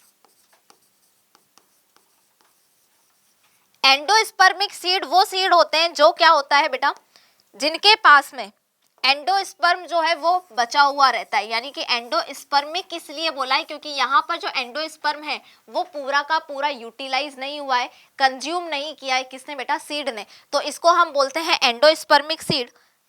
एंडोस्पर्म जो है बचा रहता है बेटा सीड के अंदर, endosperm remains in seed not fully consumed. Example की मैं बात करूं तो ऐसा किस में होता है, मोनोकोट में। मोनोकोट में आप जो गेहूं, बाजरा, मक्का ये सब चीजें खा रहे हो वो क्या है बेटा, उसका सीड ही तो आप खा रहे हो, जो नेक्स्ट जनरेशन है उसकी, नेक्स्ट फ्यूचर है उसका। तो वहां पर क्या है बेटा, उसमें एंडोस्पर्म प्रेजेंट है। तो बेटा एंडोस्पर्मिक या फिर एल्बुमिनस सीड हमने क्या बताया कि एल्बुमिनस सीड में सारा का सारा एंडोस्पर्म क्या हो रहा है, कंज्यूम हो रहा है। सॉरी, एंडोस्पर्मिक जो सीड है उसमें सारा का सारा जो एंडोस्पर्म है वो कंज्यूम नहीं हो रहा है, यानी कि सीड के अंदर अभी भी एंडोस्पर्म प्रेजेंट है। तो इसको हम बोलते हैं एंडोस्पर्मिक सीड। और नॉन एंडोस्पर्मिक सीड बेटा हमारे होते हैं जिसमें क्या होता है, एंडोस्पर्म कंप्लीटली कंज्यूम्ड हो जाता है। एंडोस्पर्म फुली कंज्यूम्ड, पूरा का पूरा एंजियोस्पर्म जो है वो क्या होगा बेटा, वो सारा का सारा एंडोस्पर्म अगर आपके सीड के अंदर प्रेजेंट नहीं है, सीड पूरा एंडोस्पर्म कंज्यूम कर लेता है, तो उन सीड्स को हम नॉन एंडोस्पर्मिक या फिर एक्स एल्बुमिनस सीड बोलते हैं। एंडोस्पर्मिक सीड हमने बताया कि एंडोस्पर्म प्रेजेंट है सीड के अंदर, और एग्जाम्पल मोनोकोट बोला है। तो नॉन एंडोस्पर्मिक सीड का एग्जाम्पल क्या होता है बेटा, डाइकोट होता है। लेकिन मैंने आपको पहले भी बताया है कि बायोलॉजी जो है बिना एक्सेप्शन के नहीं चलती है, बायो में एक्सेप्शन तो आएगा। यानी कि यहाँ पर भी अब आपको लग रहा होगा मैम कितने ज्यादा हम लोगों को आप करवाने वाले हो एग्जाम्पल्स याद, क्योंकि हम तो थक चुके हैं इस चैप्टर में। लेकिन बेटा इस चैप्टर में स्टार्टिंग में जो चीजें बहुत डिफिकल्ट लग रही होती है कि कैसे याद होंगी, कैसे याद नहीं होगी, लास्ट में हम लोग देखते हैं कि ये चैप्टर बड़ा इजी है। क्यों इजी है, क्योंकि यहाँ पर जो 3 या 4 क्वेश्चंस मिनिमम यहाँ पर 3 क्वेश्चंस तो फिक्स है, मॉर्फोलॉजी के आने वाले हैं आपके। तो 3 क्वेश्चन जो है इतने लड्डुओं की तरह आते हैं कि आपको ऐसे चुटकी बजाते ही उसके आंसर्स आ जाएंगे। फैमिलीज में ज़्यादा अभी जब हम स्टार्ट करेंगे नेक्स्ट लेक्चर में फैमिलीज, जिसमें सारी की सारी एंजियोस्पर्मिक जो आपके न्यू पैटर्न्स के अकॉर्डिंग, न्यू सिलेबस के अकॉर्डिंग जो 5 फैमिलीज ऐड हुई हैं जो अभी प्रेजेंट है उनको हम पढ़ने वाले हैं। तो आपको वहाँ पे परेशान नहीं होना है कि फैमिलीज तो बहुत डिफिकल्ट होती है, क्योंकि हर एक फैमिली का एक स्पेशल कैरेक्टर होता है जो आपको माइंड में याद रखना है, कुछ एग्जाम्पल्स याद रखने हैं। ज़्यादा परेशान नहीं होना है, हम ट्रिक्स के साथ में इतना ईजीली फैमिलीज को कंप्लीट करेंगे कि आपको लगेगा कि अरे मैम फैमिलीज ये तो हमें पहले से ही नहीं पहले से तो नहीं आती थी, आपके बताने के बाद में बहुत इजीली आ चुकी है मैम, और अब इनको याद करना कोई बड़ी चीज़ नहीं है। क्योंकि मैं मानती हूँ कि चैप्टर को करने में टाइम लगेगा क्योंकि एग्जाम्पल ज़्यादा है, दूसरी चीज़ रिवीजन भी टाइम करना है।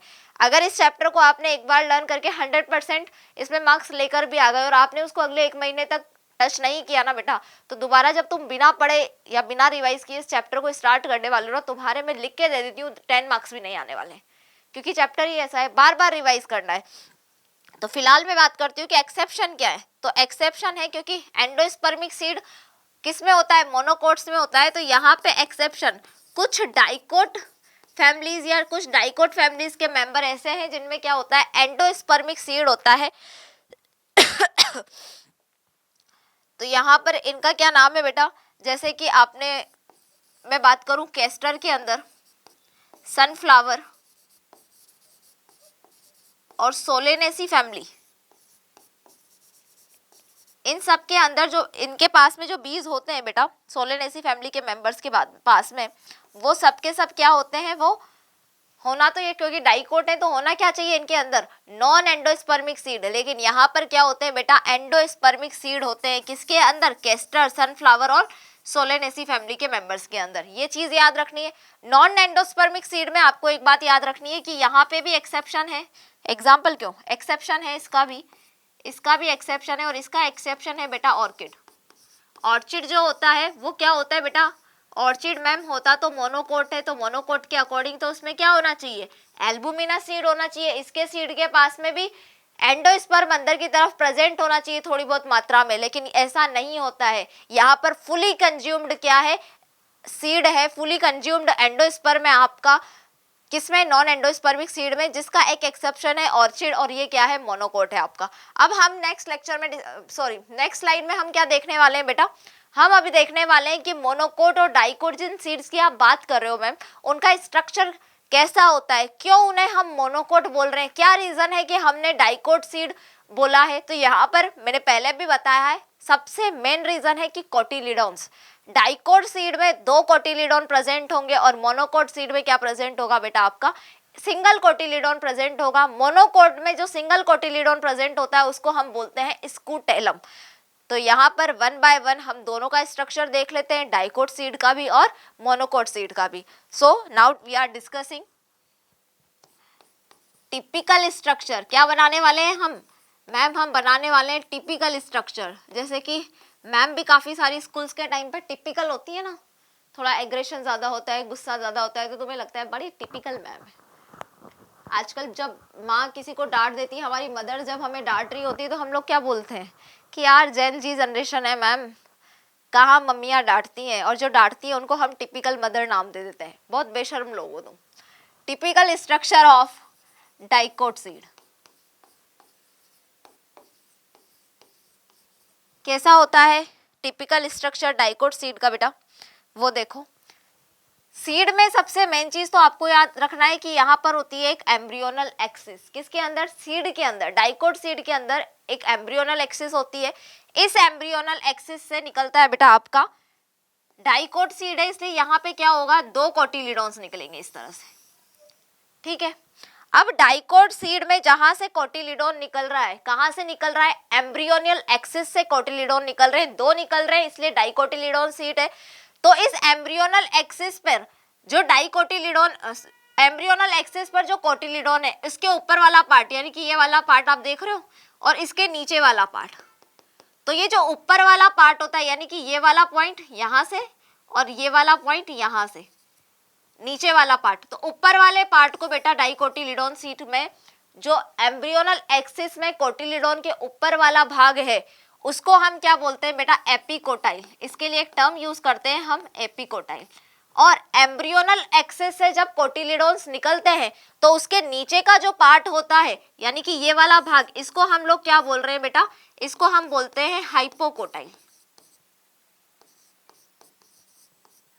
अब मैम ये हाइपोकोटाइल एपिकोटाइल तो बता दिया आपने, इनका काम क्या है बेटा, आगे जाकर जो ये एपिकोटाइल है, एम्ब्रियोनल एक्सिस में जहां से कोटिलिडोन निकल रहा है उसके ऊपर वाला भाग जो ये एपिकोटाइल है, इससे भविष्य में जाकर, फ्यूचर में जाकर आपका प्ल्यूम्यूल जनरेट होगा, ठीक है। सीड जर्मिनेशन के टाइम पे प्ल्यूम्यूल यहाँ से जर्मिनेट होगा और हाइपोकोटाइल से आपका रेडिकल जर्मिनेट होगा। और आपको पता है प्ल्यूम्यूल से आगे जाके क्या बनेगा, शूट बनेगा मैम, शूट। और रेडिकल से आगे क्या जनरेट होगी बेटा, क्या अराइज होगी, आपकी रूट। तो इस तरह का स्ट्रक्चर किसमें होता है, आपके डाइकोटिलिडोन सीड का होता है। जैसे कि तुमने चने खाए, चने हम लोग रात में भिगोते हैं, वैसे तो पता नहीं चल पाएगा तुम्हें, अच्छे से रात में भिगो दो चने को, सुबह तुम उठोगे उसका छिक्कल निकाल के जैसे ही तुम उसको पकड़ोगे ना टाइटली, वो 2 पार्ट्स में डिवाइड होता है, यानी कि वहां पर एम्ब्रियोनल एक्सिस से 2 कोटिलिडोन अराइज हो रहे हैं। और यहाँ पे ये ध्यान रखना है कि कोटिलिडोन कहाँ से अराइज होते हैं बेटा, एम्ब्रियोनल एक्सिस से। तो ये है आपका एम्ब्रियोनल एक्सिस और ये है बेटा आपके कोटिलिडोन।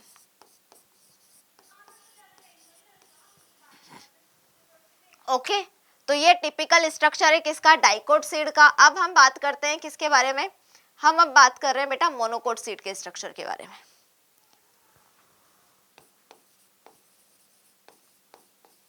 अभी तुम्हारे एनसीईआरटी का डायग्राम दिखाऊंगी डाइकोट और मोनोकोट में। मोनोकोट में नाम से ही पता चल रहा है क्या होगा, एक कोटिलिडोन होगा, जिसको हम यहाँ पर बोलेंगे स्कूटेलम। क्या बोलेंगे बेटा, स्कूटेलम बोलेंगे। तो इस तरह से आपका एक मोनोकोट सीड है, जिसमें सबसे बाहर की तरफ क्या होती है आपकी फ्रूट वॉल, और इसी फ्रूट वॉल को बोल सकते हो तुम सीड कोट, क्योंकि यहाँ पर मोनोकोट जैसे कि तुम्हारा मक्का, बाजरा, गेहूं, ये सब क्या है बेटा, खाने के, अगर आप उसको खा रहे हो तो वो फ्रूट भी है, यानी कि आप उसको फ्रूट की तरह भी यूज कर रहे हो। और जब आपको नेक्स्ट क्रॉप जनरेट करनी है, नेक्स्ट क्रॉप का टाइम आ रहा है, आपको क्या करना है, सीड जर्मिनेट करना है, तो उन्हीं गेहूं को आप क्या कर रहे हो, फार्मिंग के लिए यूज कर रहे हो। तो यानी कि ये सीड की मोनोकोट सीड में आप उसको मोनोकोट सीड भी बोल सकते हो और साथ में उसको आप फ्रूट भी बोलोगे। तो यहाँ पर सबसे बाहर की तरफ मैंने क्या बताया कि सबसे बाहर की तरफ मोनोकोट सीड में होता है बेटा सीड कोट, और इसी सीड कोट को हम क्या बोल सकते हैं कि मैम ये है फ्रूट वॉल। क्यों बोला गया है उसका रीजन मैंने आपको बता दिया।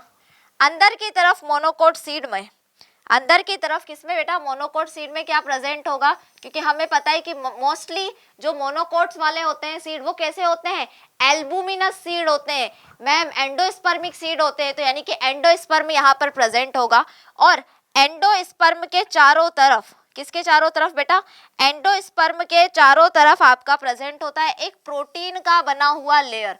क्या प्रेजेंट होता है, एक प्रोटीन का बना हुआ लेयर यहाँ पे प्रेजेंट होता है, जिसको हम बोलते हैं एल्यूरोन लेयर। अब तुम सोचोगे कि ये एल्यूरोन लेयर क्या काम करता है, एंडोस्पर्म के चारों तरफ प्रेजेंट है, इस तरह से कवरिंग है किसकी बेटा, प्रोटीन की, प्रोटीन लेयर की कवरिंग है।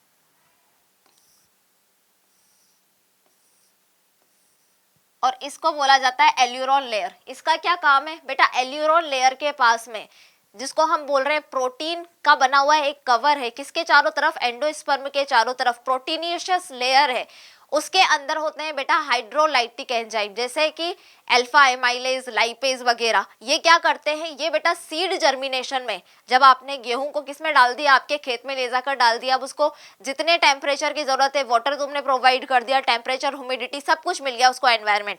अब क्या करना है, सीड को जर्मिनेट होना है। तो सीड को जर्मिनेट होने के लिए जो एंजाइम्स की रिक्वायरमेंट होती है वो कहाँ पे प्रेजेंट होते हैं, आपके एल्यूरोन लेयर के पास में, जो कि एक प्रोटीन का बना हुआ लेयर होता है। ठीक है, अब नीचे की तरफ यहाँ पर देखा जाए तो नीचे की तरफ हम देखेंगे कि यहाँ पे इस तरह से एक स्कूटेलम प्रेजेंट होता है। स्कूटेलम क्या होता है मैम, सिंगल कोटिलिडोन है। क्या है आपका, सिंगल कोटिलिडोन है, जिसको मोनोकोट सीड में हम क्या बोल रहे हैं, स्कूटेलम बोल रहे हैं यहाँ के कोटिलिडोन को, क्योंकि एक ही कोटिलिडोन है। इस कोटिलिडोन के ऊपर की तरफ क्या प्रेजेंट होगा बेटा, ऊपर की, इस कोटिलिडोन से ऊपर की तरफ आपका अराइज होगा प्ल्यूम्यूल इस तरह से, और नीचे की तरफ क्या होगा बेटा, रेडिकल अराइज होगा यहाँ से नीचे से। स्कूटेलम कोटिलिडोन के नीचे से जो एम्ब्रियोनल एक्सिस है वहां से क्या होगा, नीचे की तरफ तो आपकी रेडिकल अराइज होगी, ऊपर की तरफ आपका प्ल्यूम्यूल अराइज होगा।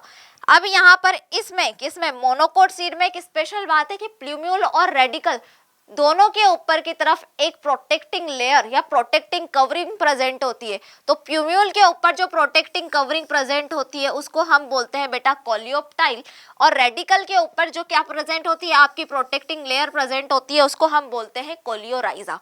तो यहाँ पर वन बाय वन हम इसकी लेबलिंग कर लेते हैं। लेबलिंग करने के बाद में आप देखेंगे कि मैम ने क्या क्या बताया। तो सबसे बाहर फ्रूट वॉल, जिसको हम सीड कोट भी बोल सकते हैं, ये क्या है आपका, ये बनी है बेटा, ये है प्रोटीनियस लेयर।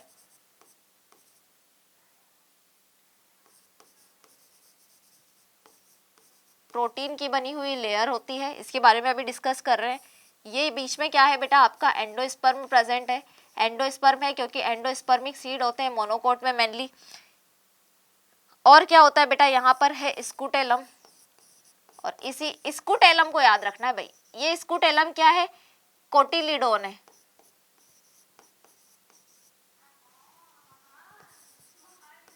सिंगल कोटिलिडोन किसका, मोनोकोट का। अब यहाँ पे देखिए भाई, ये मैंने बताया है प्ल्यूम्यूल है, और प्ल्यूम्यूल के ऊपर कवरिंग है, उसको हम क्या बोल रहे हैं, कोलियोप्टाइल। यहाँ पे आपकी क्या है, रेडिकल, और रेडिकल के ऊपर जो कवरिंग है बेटा इसको बोला जाता है कोलियोराइजा। अब मैंने क्या बोला कि प्रोटीनियस लेयर जो होती है उसमें क्या होते हैं आपके, ये पहली बात तो ये याद रखनी है, प्रोटीनियस लेयर कहाँ पे होती है, अराउंड एंडोस्पर्म। क्या है इसके पास में, हाइड्रोलाइटिक एंजाइम है।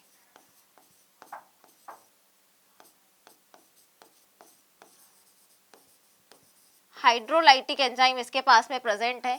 हाइड्रोलाइटिक एंजाइम में कौन सा होता है बेटा, लाइपेज और अल्फा एमाइलेज, जिनका मेन फंक्शन क्या होता है बेटा, सीड जर्मिनेशन में हेल्प करते हैं।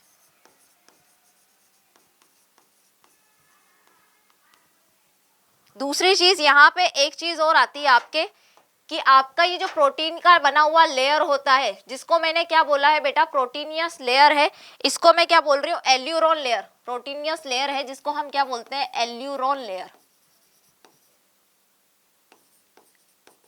इसका याद रखना है आपको कि ये क्या होती है बेटा, ये भी ट्रिप्लॉइड होती है और आपका एंडोस्पर्म भी ट्रिप्लॉइड होता है। इसकी प्लॉइडी से रिलेटेड क्वेश्चन आए हुए हैं आपके किसमें, नीट में। वो पूछ सकता है कि मोनोकोट में जो सीड होता है उसका एंडोस्पर्म डिप्लॉइड होता है, ट्रिप्लॉइड होता है, या फिर एल्यूरोन लेयर जो है वो ट्रिप्लॉइड होती है या डिप्लॉइड होती है।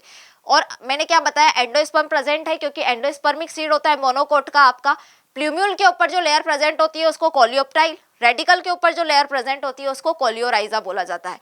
स्कूटेलम बोला जाता है किसको, क्योंकि यहाँ पर सिंगल कोटिलीडॉन प्रेजेंट है तो इसको स्कूटेलम बोलते हैं। अब देखो बेटा आगे, हम एस्टिवेशन वगैरह प्लेसेंटेशन सबसे उभर कर आ चुके हैं। मैंगो और कोकोनट में क्या होता है, जो आपका एडिबल एंडोस्पर्म होता है वो स्टोनी होता है, इसलिए ये ड्रू फ्रूट होते हैं। यहाँ पर देखो आप, ये है आपका क्या, मोनोकोट का सीड, ये मोनोकोट सीड है आपका। मोनोकोट सीड में मैंने क्या बताया, रेडिकल के ऊपर कोलियोराइजा, प्ल्यूम्यूल के ऊपर कोलियोप्टाइल प्रेजेंट है। यहाँ पर सिंगल कोटिलीडॉन प्रेजेंट है जिसको मैं क्या बोल रही हूँ, स्कूटेलम। स्कूटेलम के चारों तरफ, स्कूटेलम के ऊपर की तरफ एंडोस्पर्म, और एंडोस्पर्म किससे कवरिंग है बेटा, एल्यूरोन लेयर से कवर है। और इसने खुद ने बोला एल्यूरोन लेयर के बाहर जो फ्रूट वॉल है उसको आप फ्रूट वॉल भी बोल सकते हैं और सीड कोट भी बोल सकते हैं, क्योंकि सीड और फ्रूट मोनोकोट में क्या है बेटा, एक जैसा है। ये आपका किसका, डाइकोट का सीड है बेटा, कि रेडिकल है, ऊपर की तरफ प्ल्यूम्यूल है, 2 कोटिलीडॉन प्रेजेंट है। समझ में आ गया भाई। तो आज हमारे इस लेक्चर में हमने काफी सारी चीजें डिस्कस कर ली है। लास्ट लेक्चर स्पेशल लेक्चर होने वाला है जो किससे रिलेटेड होगा, हमारा फैमिली से रिलेटेड होगा। जितनी भी एंजियोस्पर्मिक न्यू फैमिलीज ऐड हुई है सिलेबस में, उनको हम बहुत इजीली ट्रिक्स के साथ में कम से कम कॉन्सेप्ट याद करने वाली सिचुएशन में रखेंगे, क्योंकि हमें क्या करना है बेटा, मार्क्स गेन करना है, पीएचडी नहीं करनी है इस चैप्टर में। एंजियोस्पर्म की जो फैमिलीज वो हम इस लेवल पर कंप्लीट करेंगे कि हमारा कुछ छूटे भी ना और हमें ज़रूरत से ज़्यादा कुछ लर्न करने का काम भी ना हो, कि हाँ ठीक है थोड़ा कम लर्न करना है, थोड़ा कम लर्न करना है। इसका मतलब ये कि जो एनसीईआरटी से रिलेटेड चीज़ें वही हमें याद करनी है, ज़्यादा इधर उधर की चीज़ों में कंफ्यूज नहीं होना है।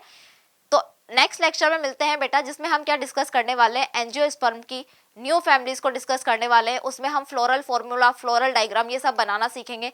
तब तक के लिए मेरी ये रिक्वेस्ट है कि आपने अब तक जो भी पढ़ा है वो सब आप रिवाइज करो, नोट्स बना लो और अच्छे से लर्न कर लो, क्योंकि अगर आपको ये सब कुछ याद है तो फ्लोरल डायग्राम और फ्लोरल फॉर्मूला में जो कॉन्सेप्ट आने वाले हैं फैमिली वाइज, उनको लर्न करने में आपको दिक्कत बिल्कुल भी नहीं होगी, बहुत ईजी रहेगा आपके लिए याद करना। सो स्टूडेंट्स, तब तक के लिए अपनी हेल्थ का ध्यान रखिए। सी यू सून।